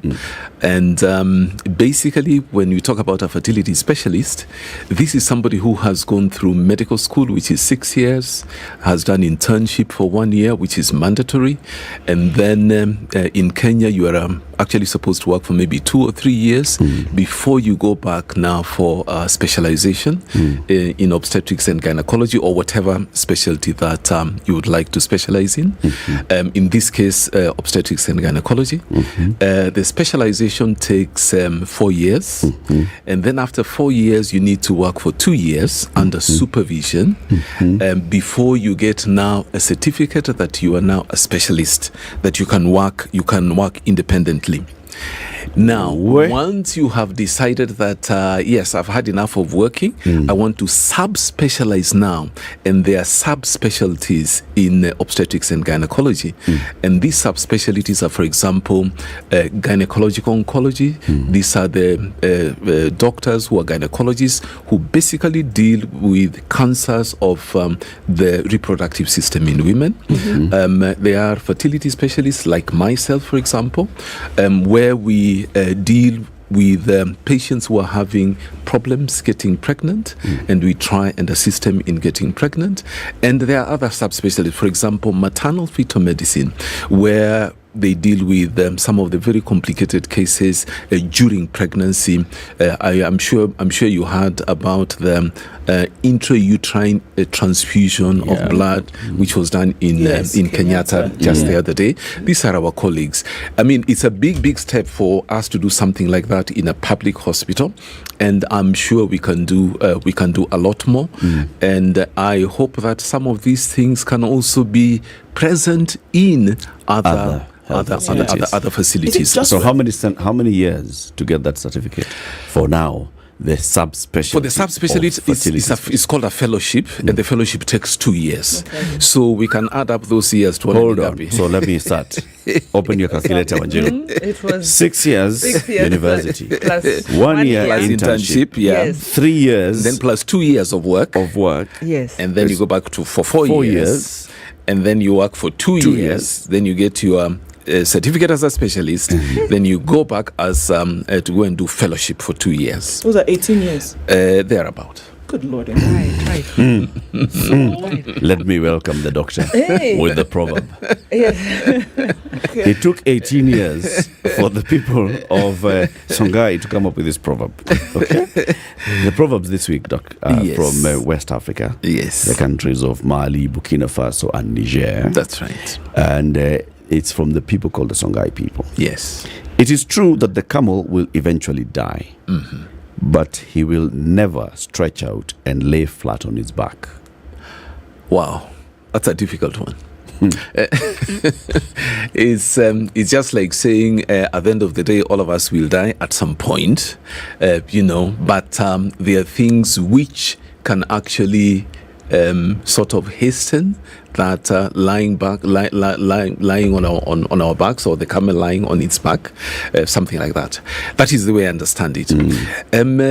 It's a good example that we chose of a camel, because we know that camels living in the desert, they are sturdy animals. They don't drink water very often, and when they do once, and they go for a long time without food and drink. Unlike us human beings, we are not like camels. Our physiology is completely different. We can stay for some time without food.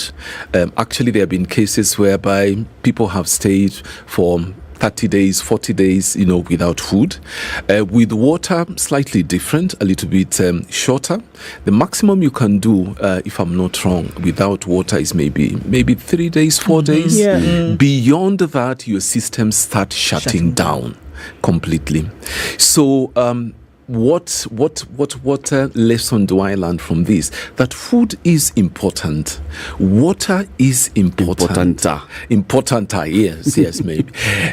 All these things are important, but sometimes when we do them in excess, they can actually lead to other issues altogether. Which basically brings us to what we are going to talk about today, about obesity and infertility. We do know, just maybe to lay the groundwork, that in Kenya today, about 20% of the Kenyan population is actually affected by infertility. And that is 20% of the reproductive, in the reproductive age. So if we are to work with the figures, and let's say that the population of Kenya is about 50 million, and let's just divide that in two, just for convenience sake, that would be about 25 million. If we say 10% of 25 million, that is 2.5 million. So 20%, that will be 5 million Kenyans who are affected with infertility, whether it is primary, you're saying, or whether it is secondary infertility. Both male and female? Both male and female. Okay. Both male and female. Now, 5 million is a very big number. If you look at Nairobi today, Nairobi I think has a population of maybe 3, maybe 4 million. So it would mean that everybody who is living in Nairobi actually has a problem. And then we throw in a few of the other counties which are surrounding Nairobi. Maybe we throw in Machakos, we throw in Kiambu, maybe we throw in Kajiado. So everybody who is within this area actually will be having a problem. So you're starting with obesity as the cause of infertility. Yes. Maybe you could tell us a little bit about the the obesity, very kind good of outlay. I would like, even before starting to talk about how there is a link between obesity and infertility, I would like to take us a little bit back to secondary school, to biology. In the human body, start with women. The women, there is what we call the HPO axis. What is that? H stands for the hypothalamus, P stands for the pituitary gland, and O stands for the ovaries. So what happens is this axis is actually what regulates how the female body is going to behave, as even the men also have such an axis as well. So around 13 years, 14 years, the body reacts or adjusts itself through what we call neuroendocrine, pathways. That is why you see in teenage, you see the young ladies start forming breasts, they start growing wider hips, and they start having, hair in, pubic hairs, and so on and so forth. This is a harbinger of what is going to happen. So they have started their reproductive life, as it were. Now, again, a little bit back to that HPO axis. When a woman has her period, what basically happens is that there are messages which are sent, what we call neuroendocrine messages. These are basically hormones which are sent from the hypothalamus, which is a part of the brain, to the pituitary gland, a very, very important part of the human body. And what they do is that they release hormones which are very, very essential in the reproductive cycle. Which hormones are these? Start with FSH, what we call FSH, which is follicle stimulating hormone. We have LH, we have estrogen, and so on. So the FSH sends messages to the ovaries and tells them right at the beginning of the cycle, it is time to wake up. Those eggs which are lying dormant, they need to wake up. Start doing warm-ups. Yes, and as they wake up, several hundred eggs are woken up. Remember, at delivery, a young girl has about about 1 million eggs, but by the time they start their menstruation, that number is about 500,000 eggs. So about several hundred eggs are woken up, but at the end of the day, it is only one egg which will be mature, what you call a follicle, and a follicle carries an egg in it. So this is what is going to be released, such that if there is good timing, if this lady has intercourse and everything is okay, the tubes are okay, sperm is okay, they will meet at a particular point in the fallopian tube, fertilization will occur, and a baby will form. Let's put that in the parking lot for the time being. So let's go back now to obesity. Now, obesity is basically defined as having abnormal adipose tissue, abnormal fat, in the abdomen, most of the time, and also in the other internal organs. According to the World Health Organization, the measure of obesity is basically BMI. And it is said that equal to or above 25, BMI of 25, it is considered, a person is considered to be overweight. When it is 30 and above, this person is considered to be obese. Over 35, this is morbid obesity. Again, with the statistics of the World Health Organization, about 60% of women in the US, United States of America, are actually obese. 60%. In European countries, it's about 30%. In this part of the world, we are not very sure because we don't have those very clear statistics. Now, this is a huge problem.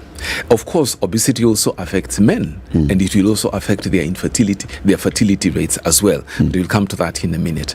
Now, with obesity, there are many things that happen in the system. some of them very, very common issues that health issues connected with obesity is basically, for example, high blood pressure. We have diabetes, not to mention, the skeletal system, the joints, and so on and so forth. But coming back to how obesity is connected with fertility or infertility, for that matter. When a lady is obese, or even when a man is obese, many things happen in the fatty tissue.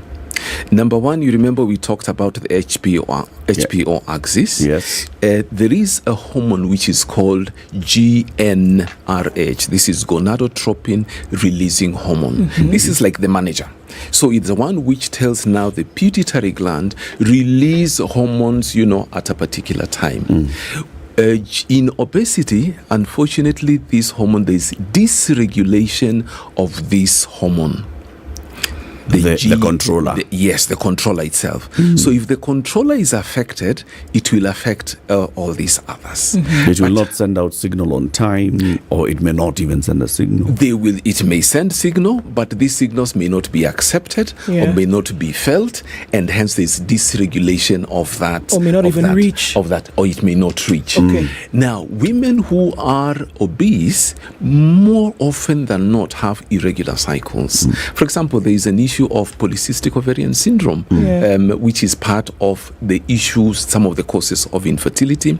It affects about maybe 10 to 15% of young women who are trying to get pregnant and they can't get pregnant. One of the issues that they have, one of the common symptoms that is in PCOS is basically these women are overweight and they have a hormonal problem, and that hormonal problem is basically connected with the biochemistry in the ovary itself, as well as the HPO axis, and leading to irregularity of periods. I just want to underline something here, that it is not all women who are obese who have issues with fertility. There are, or there will be women who are obese, but they still get pregnant. But when it comes to obese women, they have 3 times a chance of not getting pregnant, or rather, infertility affects them 3 times more than women who are, of normal weight.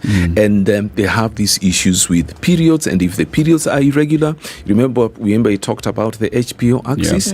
If that axis is not working properly, it's very difficult to help this lady and say, you know what, go and try having, sex at this time, because then there are chances of you getting pregnant.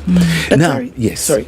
Before this, already, the process of fertilization already is 1 in I don't even know how many million, isn't it? That is true. The chances of you getting of a woman getting pregnant already they're very slim naturally, right? So we're saying with all of these things, it's possible that we're reducing the chances of pregnancy taking place because of these other factors like obesity, like we talk about, right? Yes. Even as we go on, could you define then what infertility or maybe fertility actually is, so that we can understand the linkage now between the two? Okay. Thank you very much. Now, when we talk about infertility, again, according to the World Health Organization, it is actually defined in 2 ways. There is primary infertility and there is secondary infertility. In primary infertility means we have a couple, and here a couple is strictly a man and a woman who are in a relationship. For purposes of this discussion. Yes, so that we're on the same page. Who are in a relationship, and it doesn't matter what kind of relationship, whether it's boyfriend, married, whatever it is, and they have regular intercourse. Regular intercourse basically means that they have intercourse 2 to 3 times a week, and a period of 1 year has passed, and there is no conception. The only caveat here is that they are not using any contraception. Right. Okay. Now, the period of 1 year is actually shortened to 6 months if the lady is 35 years or above. Why? Because age is a very big factor when it comes to the causes of infertility. Now, when it comes to secondary infertility, basically the same principles apply. It is a couple in a relationship having intercourse 2 to 3 times a week, and they have been trying to have a baby through a period of 1 year, and it has not happened.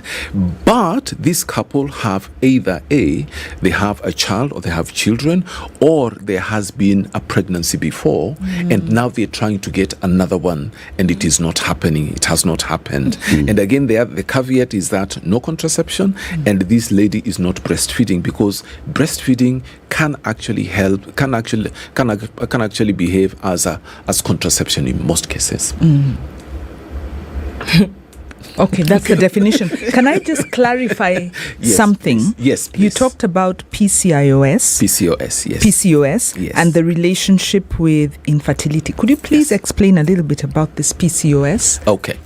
Now, PCOS, that is an acronym, and the full length of it is polycystic ovarian syndrome. And in medicine, a syndrome has many symptoms, and not all patients will have the same symptoms. For example, some of the symptoms in polycystic ovarian syndrome are being overweight. Some of these women are overweight. Some of these women have very irregular periods, every 60, 90, sometimes 120 days. I've had a patient who had periods every 2 years, and she was trying to get pregnant, so it's impossible to actually help her without doing a few tests. These women, because of what we call increased androgens. Androgens are basically male hormones. They will have hair in places where it is not supposed to be. We have a beard, we have a mustache, we have hair on the chest, and so on. These women do have, some of them have this hair, what we call hirsutism, and it's not supposed to be there. They have issues with bloating. They complain about bloating, especially when it comes to around the time when they're supposed to be ovulating, or even before their periods. They have issues with low libido. They have issues with mood swings, and so on and so forth. Apart from that, some of them have issues with falling of hair, what you call alopecia.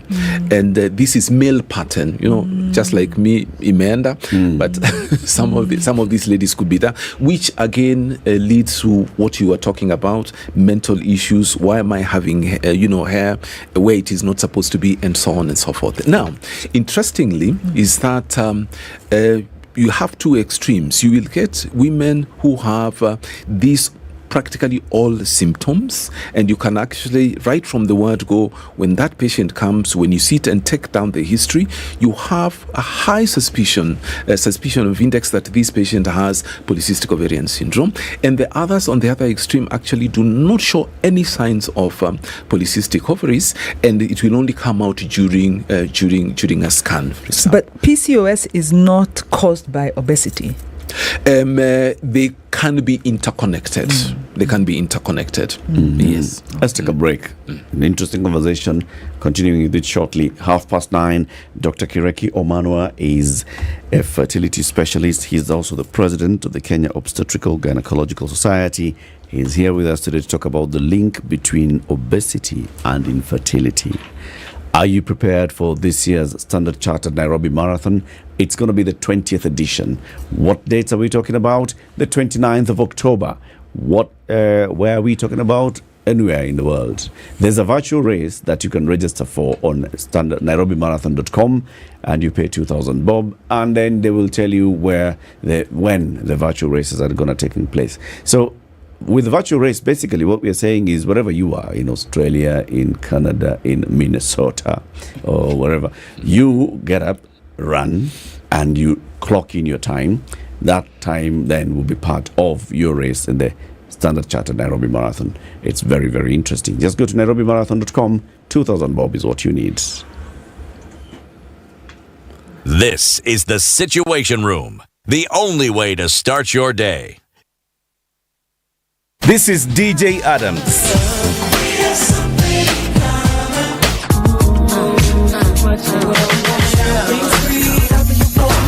Look at all these rumors surrounding me every day.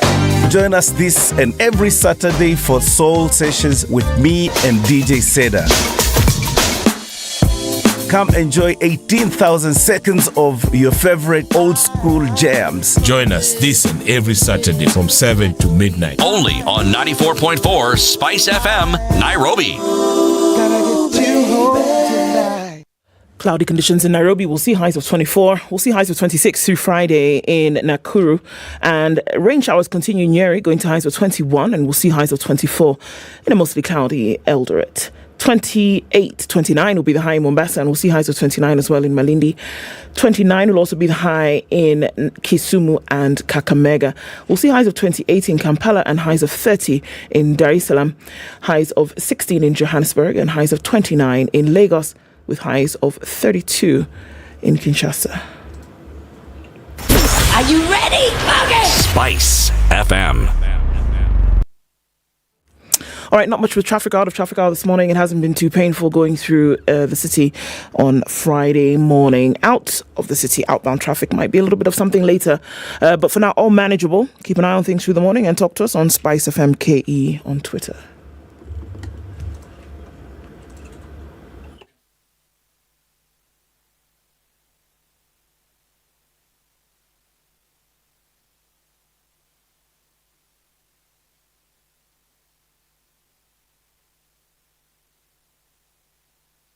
Twenty-seven minutes to 10. The conversation continues this morning. Our Health Friday conversation in the Situation Room on Spice FM, and also we are getting live on KTN News as well. Dr. Kireki Omanwa, the president of the Kenya Obstetrical Gynecological Society and a fertility specialist, the link between obesity and infertility. Are there people, Dr. who are naturally predisposed to weight gain? I think so. Just like there are people who are naturally predisposed to hypertension, to diabetes. I think there are people who are naturally predisposed to weight gain. It can be familial. In the family, it can be constitutional. You see, if your father is overweight or your mother is overweight or is obese, then some of these genes can actually be, passed on to the children, and then we have, all these other issues that come with it. Predisposition is one thing, and then now the social conditioning and what happens after that is something else. Because you can be predispositioned, for example, you have a family who are drunkards, but then you make a decision that I'm never going to touch a drink because I can see what has happened in my family. So predisposition is one thing, and what we do about that, which can lead, to other things later on in life, is completely something different. When you talk about then this fertility, getting pregnant and carrying a baby to term and then delivering live, those are three different processes. Absolutely. So what then, when you say having gotten pregnant and then being able to carry baby to term, and then even with the condition, likelihood of somebody who's obese getting pregnant, like we said, of course, reduces the chances of that happening. Do we also see that carrying a baby to term also then is threatened by that physical condition? Actually, yes. There were studies which were done in the US, 7,000 patients who were obese were actually followed for some time. And first of all, it was noted that the chances of them getting pregnant actually reduced with every increase, 1 unit increase of BMI after 29. And these studies were also corroborated with other studies in Denmark and in the Netherlands. So yes, getting pregnant when you are obese, when you're overweight, is a problem. Remember about we talked about the HPO axis right at the beginning. Now, what are the issues which can lead to issues of getting pregnant in obese women? That dysregulation of that HPO axis also leads to the lining, what we call the endometrium, being not sensitive or not having enough receptors for other hormones and so on, which actually support the baby once the embryo has implanted. So there are difficulties in getting pregnant. There are higher rates of miscarriage. Number two. Number three, remember with a lady being obese, issues of hypertension and diabetes, especially type 2, come into play. Now, during implantation is a very, very interesting thing that happens, because that embryo, which is basically microscopic, you can't see it, carries all the genetic information that this baby is going to display.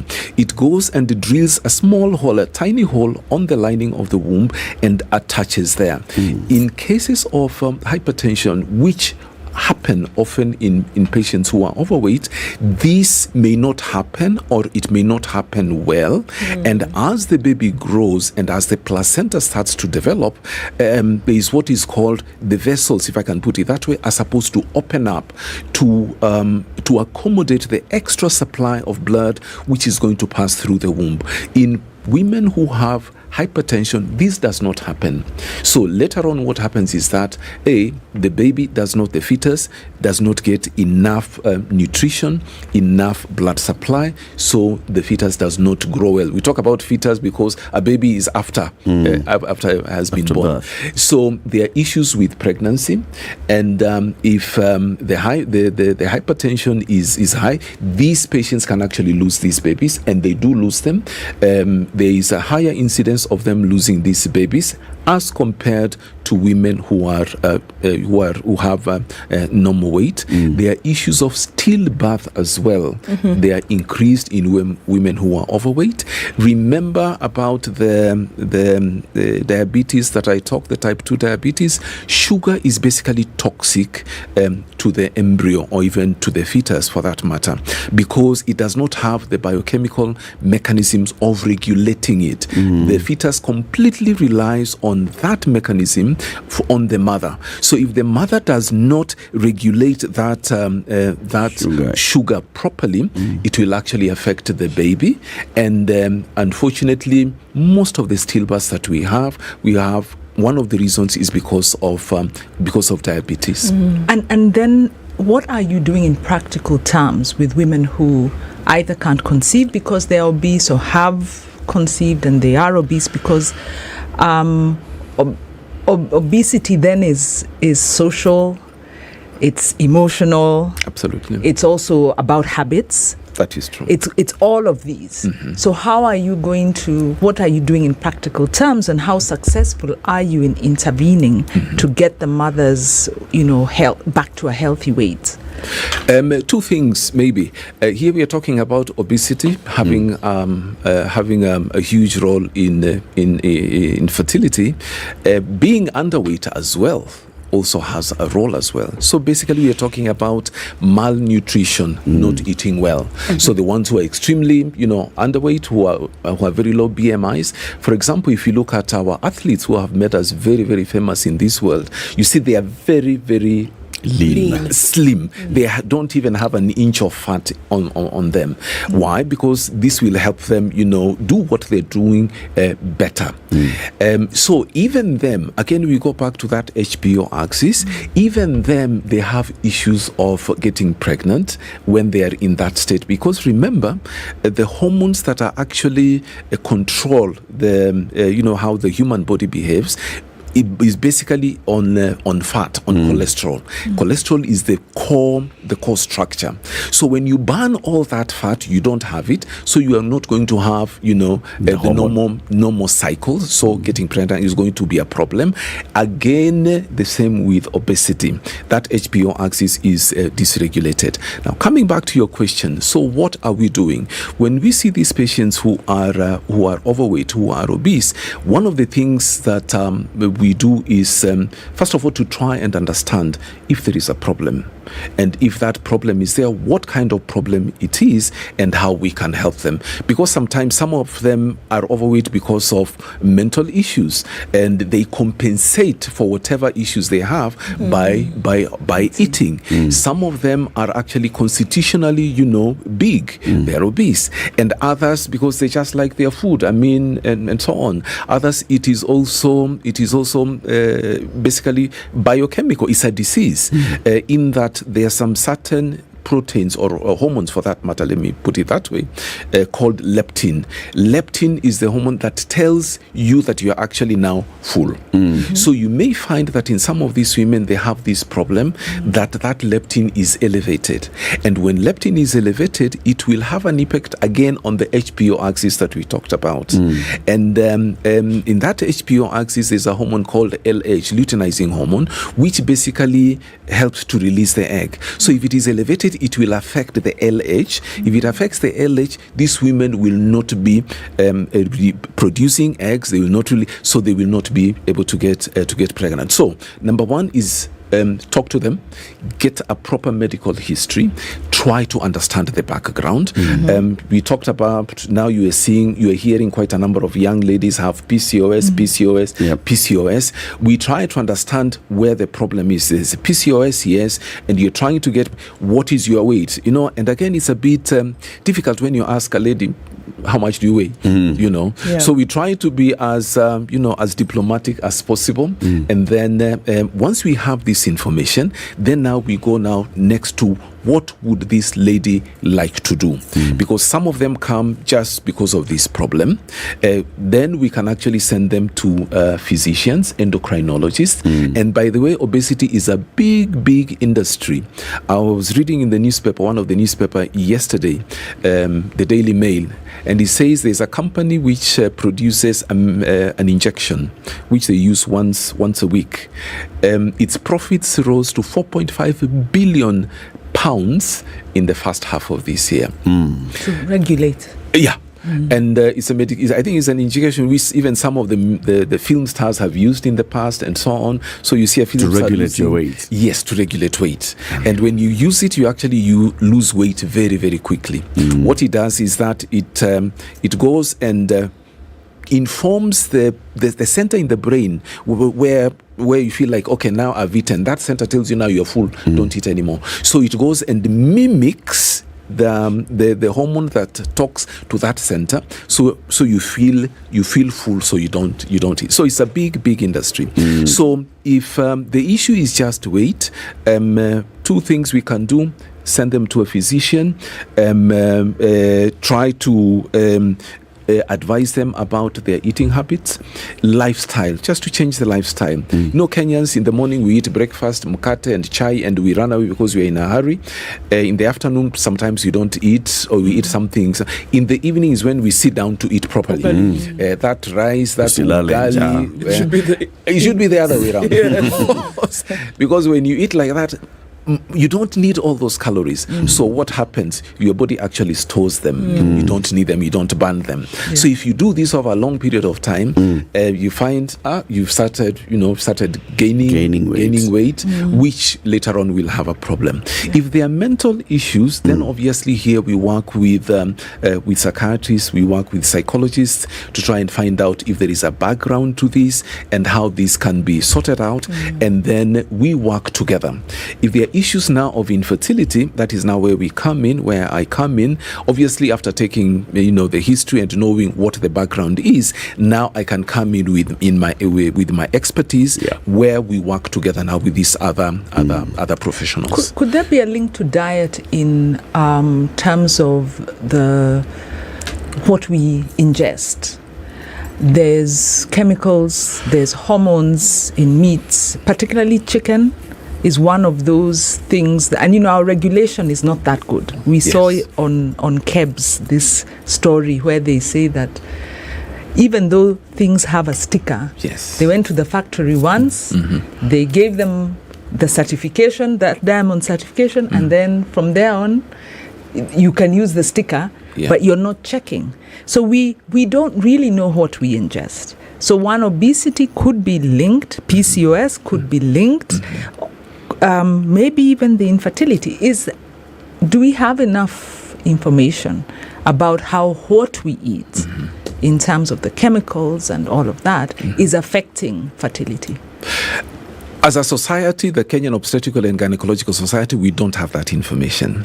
However, coming back to your question, my brother came from the US, I think about 6 months ago, and we went somewhere for lunch.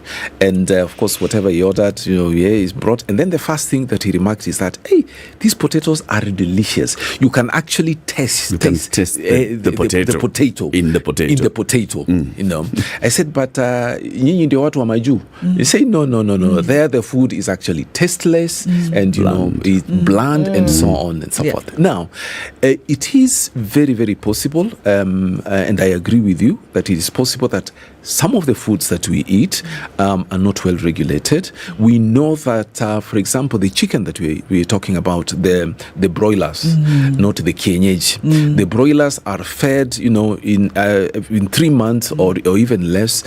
Chicken is ready, to be slaughtered and into the market. So in order, physiologically, it can't grow in 3 months. We know that. So what do the farmers do, or what do the veterinarians do? They inject them. They inject them with hormones so that they can grow faster. And these hormones, of course, as we know, they will not be completely broken down in the body of the chicken. Some of them will still be there. And yes, they will have an effect on us. It has been noted as well that some of these hormones that we are talking about have been found in water. Kenyan water, I don't think so, because I don't think anybody has done that study. But in other countries where control is more rigorous, it has been found, because people are asking themselves, why is the sperm quality, going down? What is it? Is it the food? Is it whatever it is? And they found that one of the reasons was that some of the hormones, that female hormones, have actually been found in the water that they drink, and this could have an effect in that. So yes, I do agree with you that some of the foods that we eat can have a contributory effect.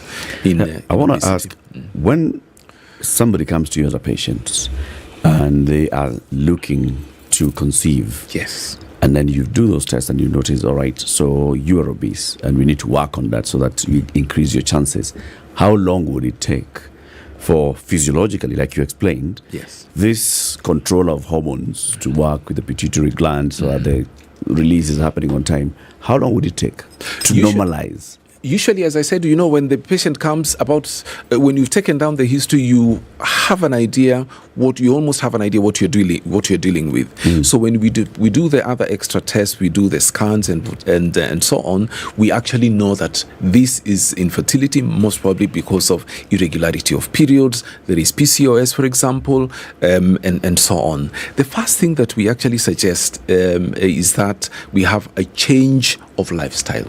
Just a change of lifestyle. We suggest that if you reduce your body weight by anywhere between 5 and 10% in a period of 3 months or so, actually your periods become regular. So once the periods become regular, it is now a lot easier to now start helping this patient to try and get pregnant. If they don't become regular, even if the lifestyle has been changed, what we are eating, when we are eating, the amounts that we are eating, then we pull in the endocrinologist to help us. Then we can actually throw in medications to try and bring that weight down. And once it is down, we can actually now progress from there to see whether there are any other parameters, any other issues which are actually contributory to infertility. Must somebody come to you? So somebody is thinking I'd like now to get a baby, and then they look and they see, all right, I'm obese.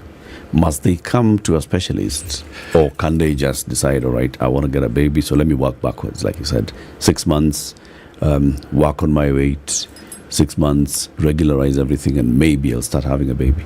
You see, most of the time when the patients come, they have tried. They have tried for 2 years, 3 years, some of them 5 years, and it's not working. And something that is really disturbing them is I have irregular periods. Sometimes I don't have periods for 6 months. Can this be something, can it lead to something more serious than whatever it is? So you find there is a history behind it. And if they say that they have tried working on their weight and it's not helping, then of course these other professionals come in. Can the effects of infertility be reversed? Can the effects of infertility be reversed? Or can infertility as it is be reversed based on the definitions that you've talked about? Because we do know that there's other kinds of infertility that then there's nothing you can do about them, and then you now bring in other interventions for baby to be born. So these ones that we're talking about now, apart from then, the regulation of weight and all of this, then you can now say a person who was infertile because of 1, 2, 3, then now can be fertile again. Can you say that? And the condition changes. Yes, we can actually say that, because we see patients who are overweight, who are obese, or who have polycystic ovaries, polycystic ovarian syndrome, and they have the weight component as well. And once they change their diet, they change their lifestyles, they get regular periods. Some of them actually just get spontaneously pregnant, or they just need a little help. not fully spontaneous. Not fully spontaneous, but spontaneous. I use it. Well, something in medical terms, spontaneous in that way. So they actually can get. Let me put it physiologically pregnant. She's seeing the pictures in her head. You wake up in the morning and voila. You have an immaculate conception. Okay. Yeah, and then talking about obesity, because in the earlier hour we were talking about the social dimension. That is true. Of course, there have been reports about Kenyan women, I think, and men, and obesity. It's become quite predominant. Yes. At a social level, are you thinking about any interventions at that level to kind of raise awareness preventatively? Because I imagine obesity is ingrained in our habits even from childhood. That is true. Thank you for that question. And actually what we are doing here today is one of those things, raising awareness. There are listeners, there are people who are watching on TV, say if you are going to be overweight, you're going to be obese, then your chances of getting pregnant reduce to a certain level. But there is something social which I also want to point out. Usually, when, for example, when you get married and after a few months, if a lady has not put on weight, people think that the husband is not taking care of her. And on the other side, when a gentleman is not having a public opinion, as they call it, they say, Kwani, your wife is not taking good care of you. So some of these are social parameters which we need actually to take into consideration, because we think that the bigger the body, the better you are doing, whether it is socially, financially, and so on, which is actually not true. Now, one of the most difficult things to change is the mindset of the people, to change a culture.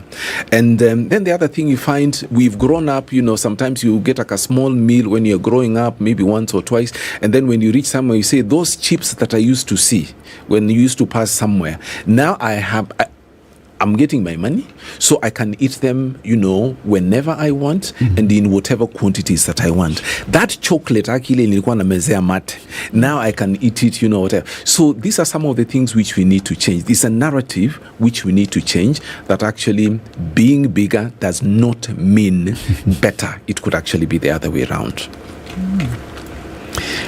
Same now. Take it to the men's side. Infertility and obesity in men. Is it also a common thing in Kenya?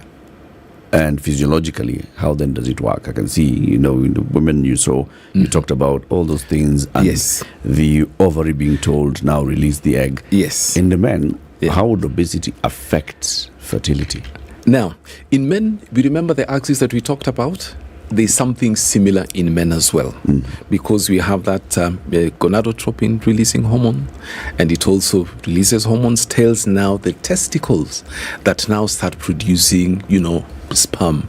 In men, the reproductive cycle is slightly different, because in women every month they produce one egg. In men, production of sperm or production or even manufacture of sperm takes anywhere between 2.5 to 3 months. So it has been manufactured, it is stored elsewhere. Okay?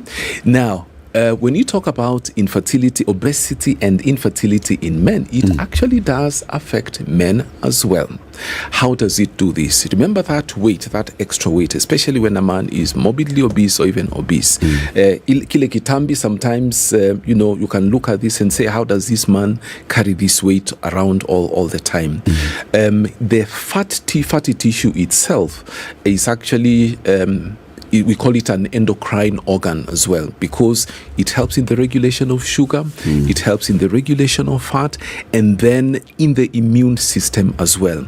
When a man is fat or even a woman is fat, there are some chemicals which are released into the bloodstream, and some of these are called cytokines.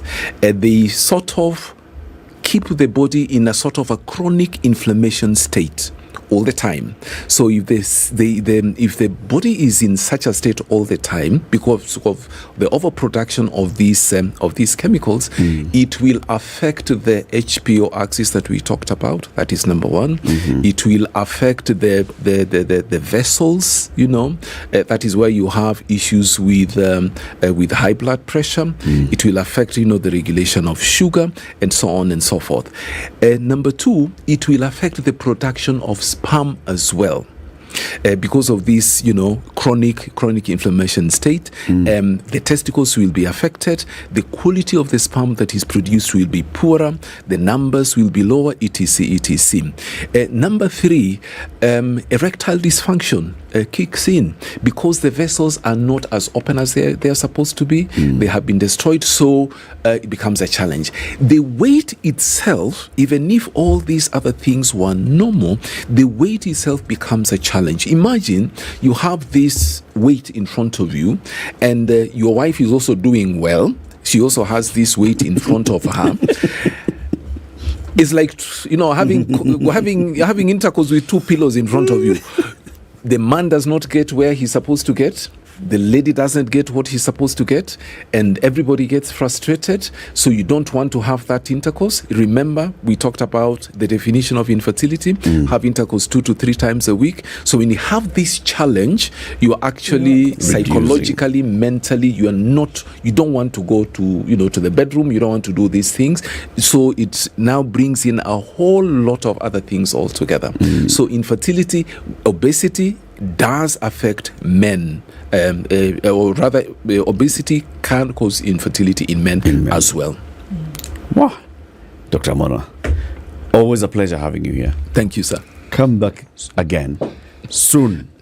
And very soon. That's what people are saying. Thank you. Dr. Kireki Omanwa is the president of the Kenya Obstetrical and Gynecological Society, and he's also a fertility specialist. He's been here telling us about the link between obesity and infertility. Thank you for tuning in to Kenya's biggest conversation. Wanjiro, see you next week. Pleasure. Okay, good. CT should be back next week. I know. Fireworks. You and I are going to be in Eldoret for the Devolution Conference. Right. Oh, yes. So, yes, next week I'll be at the Devolution Conference. CT will be back and will be here. A lovely one. Good morning, 10 a.m.